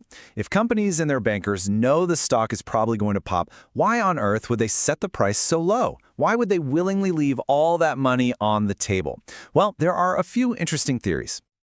Okay, one of the big explanations is this paradox called the winner's curse. Try to put yourself in the shoes of a small, uninformed investor. You're worried that the only IPOs you'll get a lot of shares in are the bad ones, the lemons, because all the smart, informed money already passed on them. So to get you to even play the game, the bankers have to underprice IPOs on average. That discount is basically the price of admission to keep you from walking away from the table. And then there's the bandwagon effect, which is just pure marketing genius. That low price and the big first-day pop, it's not a mistake, it's a strategy. It helps the underwriter create a huge media event. It generates buzz, it creates this feeling of scarcity, and it pulls in more and more investors who see all that momentum and just assume, wow, the crowd must know something I don't. But, these rational economic theories can only explain so much. If you really want to understand the kind of mania that can take hold of these markets, you have to look at something a little less rational: human psychology.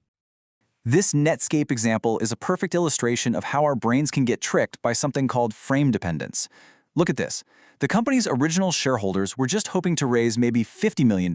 In the end, they raised $161 million. Now, compared to their starting point, that's a massive win, right? And that in-the-pocket gain felt so good that it totally overshadowed the fact that they left another $174 million on the table. That was the opportunity loss, the money they could have had. It's all about your reference point. So what you have is this potent cocktail of psychological biases driving our decisions. We are just hardwired to be overly optimistic. We love to bet on trends, thinking that whatever happened last month will happen next month. We use mental shortcuts, like saying, oh, Boston Chicken is just like that other big winner, Discovery Zone. And maybe the biggest driver of them all is regret avoidance, that deep, nagging fear of missing out, FOMO, that pushes us to jump on the bandwagon even when the rational part of our brain is screaming, "Don't do it." All right, for our last section, let's zoom out. Let's see how all these individual human behaviors add up to create these really predictable market-wide cycles that you can actually see in the data. And I mean, look at this chart. This shows that the hot issue market is absolutely a real thing. You don't need to be a data scientist to see the pattern. You have these dramatic peaks and valleys over time. There are these quiet periods where first-day returns are pretty tame, and then bam, you get these explosive periods where returns just go through the roof. Investor excitement clearly moves in waves. And check this out. This next chart is almost a perfect mirror image. It shows the number of companies going public. And guess what? The peaks line up. Companies and their bankers, they're not dumb. They deliberately time their IPOs to hit the market right at the peak of all that investor optimism. They wait for that window of opportunity to open so they can get the absolute best price. But here it is. For me, this is the most sobering piece of evidence in this whole story. After all that day one excitement is over, what actually happens? Well, over the next 5 years, the average IPO stock gets crushed by a portfolio of similar companies that didn't just go public. It underperforms by a staggering 7% per year. The long-term reality just does not live up to the short-term hype. So when you put all these pieces together, a really clear picture starts to form. The whole system is basically designed to create that initial underpricing, which in turn generates a ton of excitement. That excitement then gets supercharged by our own psychological biases, leading to a massive overvaluation in the short term. And it's that overvaluation that pretty much guarantees the predictable long-term underperformance that follows. And all this really just leaves us with one final thought. The pull of a hot IPO is incredibly powerful. It's like a siren song, promising quick, easy money. But the evidence, as we've seen, tells a much, much more complicated story. So the next time you see those headlines screaming about a new IPO and you start to feel that little twitch, that fear of missing out, you'll be able to step back and ask the right question. Is this a real opportunity, or is it just another seductive gamble? All right, let's talk about Wall Street. You know, when it comes to stock analysts, what you hear isn't always what you get. There's a hidden language, a kind of subtext to everything they say. And if you want to play the game, you've got to learn to listen between the lines. Okay, so let's just let this sink in for a second. This isn't just about picking the wrong words. No, this is a coded language. It's that classic wink, wink, nod, nod that happens in plain sight. And if you're an investor who misses that wink, you could be misreading the entire play. So, how do we crack this code?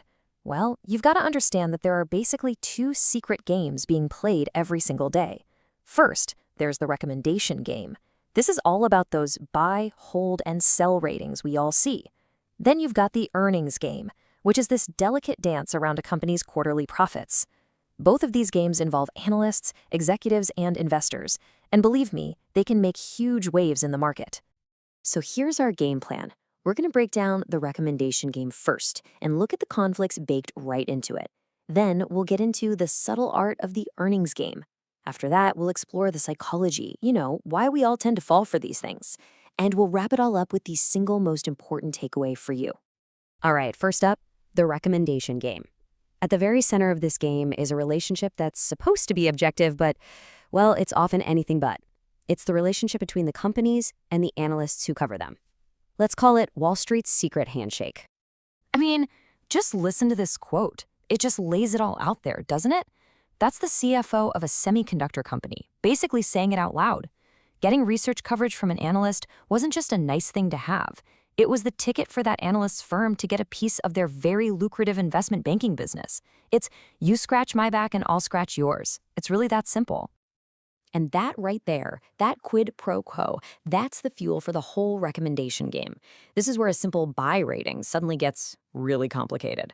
It's not just advice anymore. It can be a tool, a signal. Sometimes it's even a lifeline thrown to a company that's struggling. Now let's look at a classic case study, a biotech company called Alteon that went public back in '91. This just illustrates the game perfectly. Check out the timeline. The company has a huge IPO, a rip-roaring first day, as they say. But then over the next 7 weeks or so, the stock kind of starts to drift down. And then right after that mandatory 25-day quiet period is over, what happens? Bam. The underwriter, Alex Brown, comes out with a perfectly timed buy recommendation. The stock immediately pops. But Just look at what happened over the next couple of years. So you have to ask yourself, right? What was this really about? Was that buy rating some piece of genius analysis based on some new insight? Or was it what the folks on the inside call a booster shot, a little something to prop up the stock price for one of their own IPO clients? Yeah, looking at how it all ended, the answer seems pretty obvious. And hey, this wasn't just a one-off thing with Altion. A huge academic study actually found the smoking guns. Get this, analysts working for the underwriting firm, they issue 50% more buy recommendations right after an IPO. But look at the timing. Their buys usually come after the stock has been doing poorly. Compare that to other analysts, whose buy calls tend to follow strong performance. See the difference? One looks like a reaction to fundamentals, the other looks like a booster shot. And here's the kicker. Investors seem to be a little bit wise to this, but not nearly enough. The final nail in the coffin? Over the long run, the stocks picked by independent analysts blew the underwriter picks out of the water by over 50%. Okay, so that's game number one. Let's shift gears to the second one, which is just as important, the earnings game. This one is less about those big, loud recommendations and more about a subtle dance of managing expectations. Here's the playbook, and it's actually pretty simple. Companies know that Wall Street absolutely loves a positive surprise. So what do? The CEO gets on the conference call and gives what they call cautious guidance. But the real goal, the unspoken part, is to lower the bar. Manage those expectations way down. Why? So that when the real numbers come out, they can easily hop over that low bar and create all these headlines about beating the street. And if you want to see a master at work, check out how Intel played this game back in 1997. Early in the year, the analysts were getting a little too excited, a little too optimistic. So what does Intel do? In May, they pre-announced that results aren't going to be so great. The stock takes a hit, and analysts scramble to slash their estimates. But then, come July, Intel announces earnings that are just 2 cents higher than that new super low estimate. And what was the result? The stock shot up, way past where it was before, all because they beat expectations. It's a brilliant move. And some companies become absolute legends at this. For 41 of its first 42 quarters as a public company, Microsoft beat analyst estimates. 41 out of 42. That's not an accident. That's a sign of a company that has mastered the art of managing expectations. One analyst even said they used accounting as a competitive weapon. So you might be wondering, if these games are so common and the patterns are pretty clear, why do we keep falling for them? I mean, even professional investors get caught up in this stuff. Well, the answer isn't in a spreadsheet, it's in our heads. It boils down to something in behavioral finance called heuristic-driven bias. Sounds complicated, right? But it's really not. It's just our brain's love for shortcuts, for simple rules of thumb to make sense of a really complex world. For example, if a company's earnings have been going up and up, our mental shortcut is to just assume they'll keep going up. This is exactly what analysts did with companies that were selling more stock. They saw earnings rising before the sale, and they just blindly assumed that trend would continue, totally ignoring how the new shares would change the entire financial picture. And corporate managers? Oh, they know exactly how our brains work. Studies show that they manage their earnings to hit 3 key psychological targets. The big one, number 1, is to beat the analyst forecasts. That's the game we just saw Intel play so well. Number 2 is to make more money than you did last year. And the most basic one of all, just don't lose money. Avoid that red ink. They know these are powerful benchmarks for us, investors. Okay, so we've pulled back the curtain on the recommendation game and the earnings game. We get the conflicts, we get the psychology. So what does this all mean for you? Let's get to the most important part of all this. Now, it's easy to just stop here and say, okay, analysts are biased. And yeah, of course they are. With all the pressure from the investment banking side of the business, it's almost a feature, not a bug of the system. But believe it or not, that's not the real story here. Here it is. This is the single most important idea. The real problem, the real market inefficiency, isn't that the bias exists. It's that we, the investors, fail to fully account for it. We know it's there. We might feel a little skeptical when an underwriter issues a buy rating, but the data clearly shows we are not nearly skeptical enough. The market consistently underreacts to these blatant conflicts of interest. So what do? You have to build your own grain of salt filter. From now on, when you see a buy rating on a company that just went public, your first question should be, who is the underwriter? When you hear a CEO talking about cautious guidance, you need to understand the strategy behind it. And when you see those headlines about a company beating the street, you have to ask yourself, Did they beat a real target, or did they beat a target they helped set themselves? Look, at the end of the day, knowing this stuff isn't about predicting the market's every move. It's about fundamentally changing how you listen to it. You can now add this crucial layer of context to every analyst report you read, to every earnings call you hear. The question is no longer just what the players are saying, but why they're saying it. So now that you know the rules, how are you going to listen to the game? Hey, welcome. Today, we're talking about financial options, but probably not in the way you're used to. We're going to skip all the heavy math and dive straight into the mind of the trader. We're going to explore the hidden psychology, the emotional biases, and yeah, the collective fears that are really pulling the strings in this market. So let me kick this off with a big question, one that's going to frame everything we talk about today. What if the market's biggest risks aren't hiding in some spreadsheet, but they're actually hardwired directly into our own brains?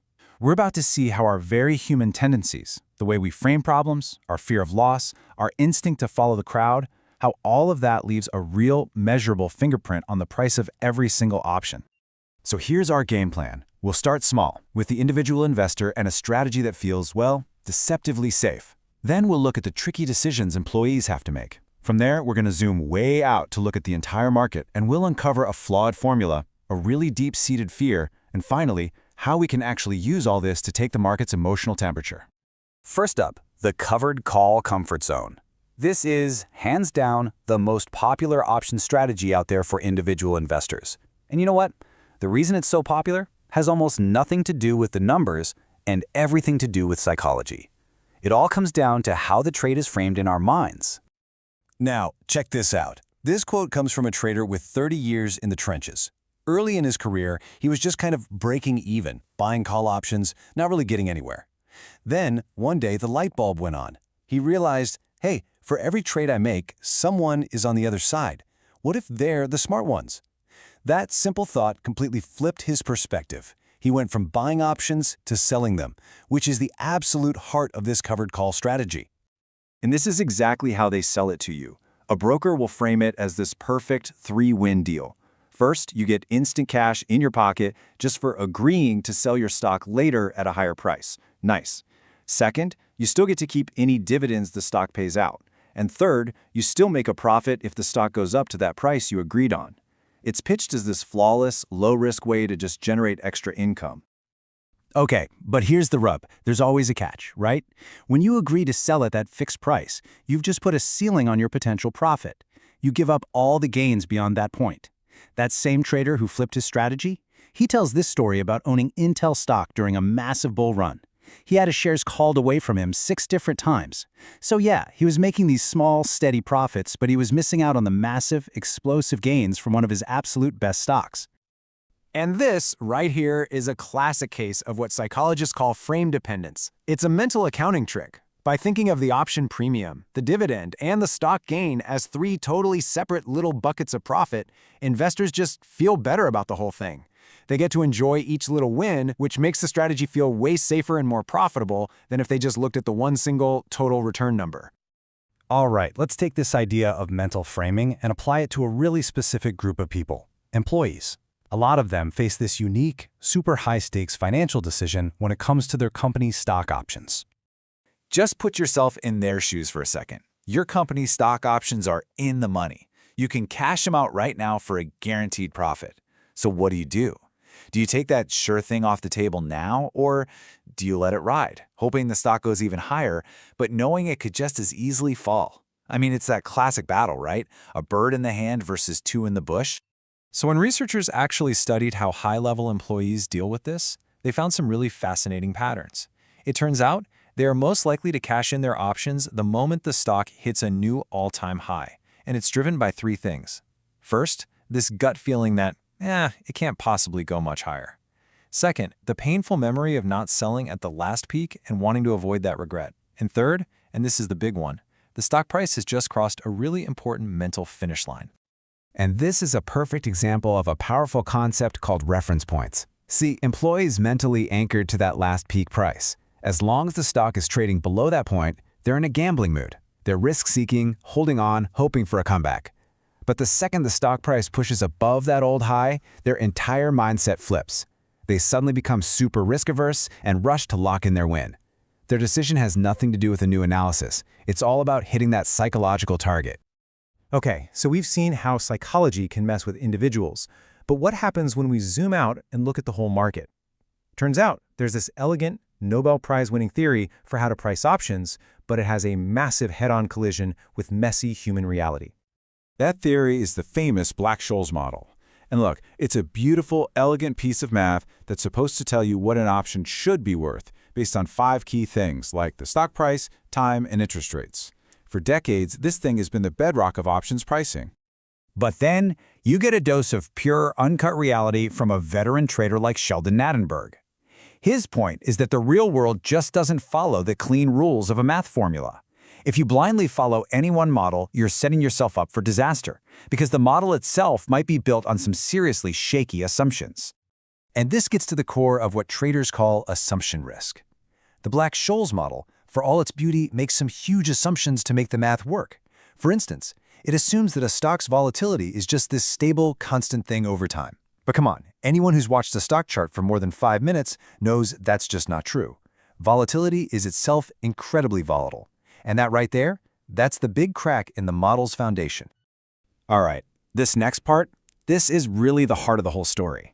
We're about to uncover this hidden collective fear that is now permanently baked into the price of options, a psychological scar left behind by one of the most traumatic days in the history of the market.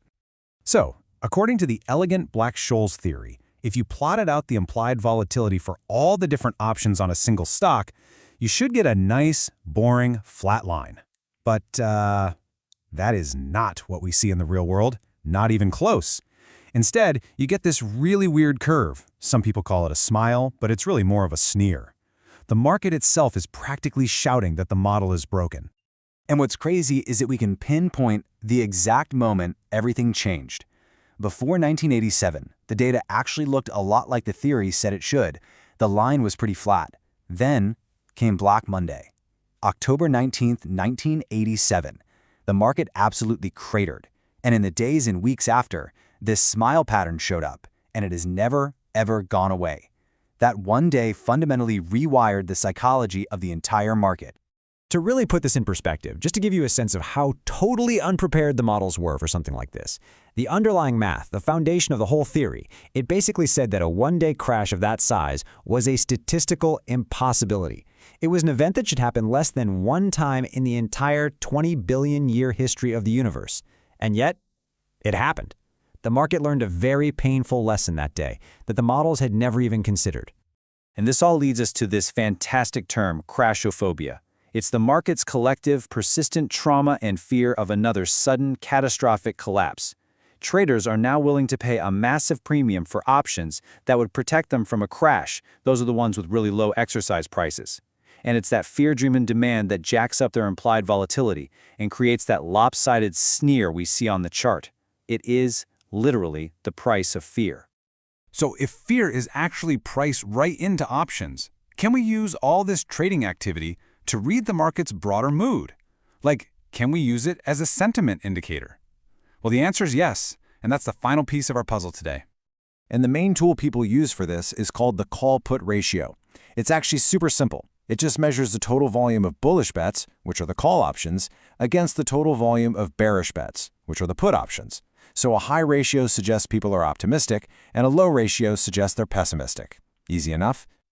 But here's the twist. Most technical analysts actually use this as a contrarian indicator, meaning when the call/put ratio gets extremely high, when it seems like everybody is bullish and piling into calls, that's often taken as a big warning sign. It's the point of maximum optimism, which, if you look at history, has often come right before a market downturn. The data shows this weird inverse relationship. When the crowd gets way too confident, that might be the exact time to start getting worried. So yeah, it all kind of brings us full circle, doesn't it? We've seen how just framing information a certain way can make a risky strategy feel safe. We've seen how our own mental benchmarks can dictate these huge financial decisions. And maybe most importantly, we've seen how a collective trauma, like the '87 crash, is now a permanent, quantifiable feature of market prices. Which leaves us with one final thought. If our financial models are all built on these beautiful assumptions of rational behavior, but the human beings actually using them are driven by fear and regret and wild swings in sentiment, then what is it we're really pricing? Maybe we're not just pricing assets. Maybe we're pricing the hopes and fears of the crowd itself. Thanks for sticking with me on this one. Welcome to The Explainer. You know, sometimes the biggest secrets about our economy are hiding in the most ordinary places. Today, we're going to look at something you probably have in your fridge right now: orange juice. Believe it or not, this everyday drink tells a wild story about what really makes financial markets tick. So just take a look at this chart. This is the price for frozen orange juice concentrate. And wow, it is a complete roller coaster. I mean, you see these massive peaks, these super deep valleys. It just screams that there must be some huge earth-shattering news happening all the time. But is there? And that's really the big question we're diving into. Are these crazy swings actually based on solid fundamental information? You know, facts and figures? Or is there something else going on? Something a little more emotional? Okay, so to crack this puzzle, we've got to start with a really important idea in economics. It's a concept called market efficiency. The theory of market efficiency is pretty straightforward. It says that the price of something, like orange juice, should reflect all the known information about it. So a big price jump should have a big story behind it. In a perfectly efficient market, there's just no room for pure guesswork or irrational panic. The numbers are supposed to be driven by, well, news. Now, this is where it gets really clever. An economist named Richard Roll had this brilliant idea. He realized that the market for frozen concentrated orange juice is basically the perfect real-world laboratory to put this whole market efficiency theory to the test. It's almost like a controlled experiment, just set up for us by nature. Think about it. The OJ market has these incredible constants. First, the supply is almost all from one tiny little area in Florida. Second, you can't just decide to grow more oranges tomorrow. These trees take years and years to mature. And on the flip side, our demand for orange juice is incredibly stable. We don't all just suddenly stop drinking it one day and start again the next. It's very predictable. So if the supply is locked in and the demand is basically flat, what on earth could justify those wild price swings we saw a minute ago? What's the one missing piece? What's the one variable that can just toss this whole stable system into complete chaos? And there it is. The answer is the weather. Specifically, the threat of a sudden, crop-destroying freeze hitting Central Florida. In this almost perfect economic experiment, the weather should be the only major piece of real news that can legitimately move the price. All right, so let's put that to the test. Let's dig into our first case file. A very, very weird day of trading, way back in December of 1997. Okay, look at this. On the left, we've got the weather forecast for Orlando that day. Yep, a cold front was moving in, but temperatures were expected to stay safely above freezing. No big deal. But now look at the chart on the right. The price of orange juice was totally flat all day, quiet as a mouse, until the last hour of trading when it suddenly just shot for the moon. A spike like that had to be driven by some major breaking news, right? Well, let's check the financial news wires for that day. They had a ton to say about soybeans. They were talking sales figures, demand, technical levels, lots of actual information. But what about that massive end-of-day surge in orange juice prices? The Dow Jones summary had nothing, not a single word. The price went completely bonkers in total, deafening silence. So this weirdness got researchers thinking. Could it be that the people trading orange juice are what economists call noise traders? Are they just reacting to each other, creating their own waves of volatility out of thin air, instead of reacting to real information from the outside world? But, maybe that one day was just a fluke, a one-off. To be really sure, let's look at a time when that one huge variable, the weather, is completely taken out of the equation. Let's investigate the summer, when there is zero threat of a freeze. Here you go. A classic, hot, humid, boring July day in Orlando. The weather is stable, predictable, no threat to the oranges whatsoever. And yet, look at that price chart. It is anything but stable. It's still jumping around like crazy. On one of these totally calm summer days, the price swung by over 1.3%. Now, for perspective, that's a pretty typical day for the entire S&P 500, an index that reflects thousands of companies and a constant flood of news from all over the world. But for orange juice, in the middle of summer? It just begs the question that's at the very heart of this mystery. Where is the news to justify any of this? Now, in the spirit of good science, we need a control group for our experiment. What does this market look like when actual, real, verifiable news does hit the headlines? And here we go, two perfect examples. News comes out that Brazil's crop is going to be smaller than expected. What happens? Prices go up. Makes sense, right? Less supply. Then, the USDA reports that the US crop will be way bigger than expected. What happens? Prices fall. This is exactly how an efficient market is supposed to work. Clear cause and effect. In fact, look at this. The day that USDA report came out, the price for a futures contract dropped by nearly 8 cents. That's a huge, powerful, and totally rational reaction to a fundamental piece of information about supply. So this contrast is just so stark. We've got total chaos when there's no news, and perfect logic when there is news. And that brings us to our final and maybe most powerful piece of evidence. This time, it comes from a trader on the floor itself. When a veteran trader, Frank Tesoriero, was asked point-blank what news caused a big price drop on a quiet summer day, his answer was just stunningly honest. He said, "It went down on absolutely nothing." His explanation, it was just traders trying to pick each other's pockets. And that's it. The puzzle is solved. The orange juice market is just way more volatile than the actual facts would suggest. And that volatility happens even when there is no news at all. It's powerful proof that the market isn't perfectly efficient. Instead, it seems to be driven by what scientists call heuristic-driven bias, which is just a fancy way of saying gut feelings, herd mentality, and raw human emotion. And this really leaves us with a huge final question to chew on. If a market this simple, with so few moving parts, can be so easily hijacked by emotion and noise, what does that tell us about the rest of our vastly more complicated global economy? What's really driving the numbers that shape our lives every single day?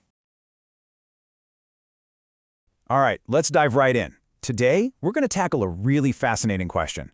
What happens when the huge, complex machine of global finance isn't driven by cold, hard data, but by raw human emotion? We're going to explore how our own psychology, not just economics, can push entire markets right to the brink of collapse. So we're starting right in the middle of a firestorm. This quote from the Wall Street Journal, this wasn't some stuffy academic theory. This was a dispatch from the front lines of the 1997 Asian financial crisis. This was a moment when the economic rulebook wasn't just being bent, it felt like it was being completely thrown out the window. And to really get a sense of what that panic felt like, just look at this number. Between July 1997 and January 1998, we're talking just 6 months, the Indonesian rupiah lost a staggering 80% of its value against the US dollar. 80%. I mean, stop and think about that for a second. Imagine a country's entire wealth and buying power just, poof, evaporating that quickly. So what on earth happened? How did Indonesia, one of the original Asian tiger economies, the envy of the developing world, suddenly find itself in a catastrophic tailspin? Well, the answer, just like the Wall Street Journal said, it lies in psychology. This right here, this is the crucial shift. When panic takes over, the whole game changes. Traders, they stop analyzing economic fundamentals, things like trade deficits or productivity. Instead, they start playing this high-stakes guessing game about what everyone else is going to do. It becomes primal, almost a fight-or-flight instinct. You got to sell before everyone else sells. It's a self-fulfilling prophecy of collapse, and it's all driven by fear. Okay, so let's see how this all played out on the ground. We're going to zoom in on what seemed like a single, rational decision. But it was a decision that was repeated thousands of times by companies all across Indonesia, and it created the fuel for this massive economic explosion. Okay, picture this. If you were an Indonesian company and you needed to borrow money back then, this choice looks like an absolute no-brainer, right? Option 1, borrow in your local currency, the rupiah, at a painful interest rate of, say, 18 to 20%. Ouch. Option 2, borrow in US dollars at basically half that rate, around 9 or 10%. The only catch, the only bit of fine print, was this little thing called currency risk. And this was the bet that everybody was making. For years, the rupiah had been incredibly stable, almost locked to the dollar. So company after company figured, hey, the risk of it devaluing a little, maybe 4 or 5%, that's a tiny price to pay for these huge savings on interest. It was a classic mistake, right? They were just assuming the recent past would continue on forever. They were betting on the trend. And this data just shows you how widespread that bet became. It's wild. A survey found that 2/3 of Indonesian CFOs had over 40% of their company's debt in foreign currency. But here's the kicker, the part that's truly shocking. Of that group, half were completely unhedged. That means they had no insurance, no safety net, nothing to protect them if the currency collapsed. It's like deciding not to wear a seatbelt because you've never been in a car crash before. This wasn't just taking a risk, it was pure speculation, and it was fueled by this dangerous collective overconfidence. So you gotta ask, why was everyone so confident? I mean, it's easy for us to look back now and see the red flags, but the truth is, the warning signs were there all along. The problem was that investors were looking at those signs through a deeply flawed lens. The economist Paul Krugman, he had a great term for this: opaque framing. The idea is that instead of looking at clear, transparent data, investors were just completely captivated by the story, the popular narrative of the Asian economic miracle. And that story was so powerful that it actually warped their perception of reality. And because everyone was so bought into that miracle story, they either missed or just downplayed these huge warning signs. Yet things like wages rising way faster than productivity, which you just can't sustain. Yet massive trade deficits that, when you look at the size of their economies, were even bigger than what Mexico had right before its own peso collapsed. The numbers were flashing bright red, but the story was whispering that everything was going to be fine. And get this, even some of the smartest folks in finance got totally burned. The legendary hedge fund Tiger Management, run by Julian Robertson Jr., they jumped in and bought nearly $1 billion worth of rupiah in October of '97. They were betting it had hit the bottom and was about to rebound. Well, just 3 weeks later, they dumped it all for a loss. As Robertson so bluntly put it, he just didn't want to be long any of this crap. So here's the crucial point. You might think this kind of psychological drama is just reserved for these once-in-a-decade crises. But it turns out that's not the case at all. Research shows that these same speculative forces are constantly at work in currency markets, even during what we'd call normal times.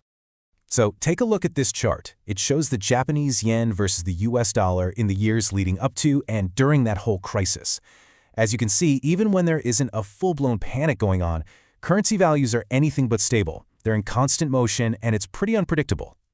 Now, let's zoom in on one specific day, March 27, 1995.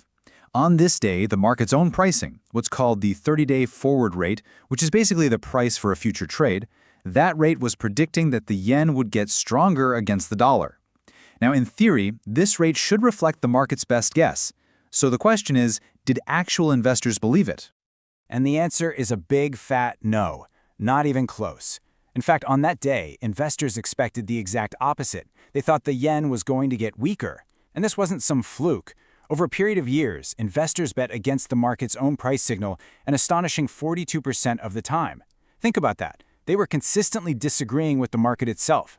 And this chart, while this is kind of the smoking gun, when you plot out investors' forecast mistakes over time, you don't see random noise, which is what you'd expect if the market was perfectly rational. No.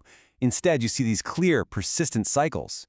When the errors are positive, they tend to stay positive for a while. When they're negative, they stay negative. That is a clear sign of a persistent psychological bias at work, not cold, rational analysis. So let's pull all this together. The big takeaway here is that the very same psychological flaws, the overconfidence, the following the trend, that lit the fuse for the 1997 crisis, those aren't weird anomalies. They are baked right into the daily functioning of financial markets. Look, we all rely on mental shortcuts. They're called heuristics to make complicated decisions quickly. It's just how our brains are wired. But in the world of finance, those helpful little shortcuts can turn into really dangerous, systematic biases. Betting a trend will last forever, or being way too confident in your own predictions. These aren't just little quirks. They are powerful forces that create real, measurable problems and risks in the market. So what's the lesson in all this? Well, the source material suggests that a truly smart investor isn't some genius with a crystal ball. It's someone who is just deeply aware of all these psychological traps. They know the difference between their own skill and just getting lucky. They see the mistakes of other people as both a source of danger, but also, maybe, opportunity. And maybe most important of all, they know that not every bet is worth making. And that leaves us with one final, kind of provocative thought. After seeing just how powerfully psychology can drive everything, from a single loan decision in Jakarta all the way up to the entire global currency market, you really have to ask yourself, at the end of the day, is this game really about betting on economic fundamentals? Or is it just a game of betting on each other? Something to think about.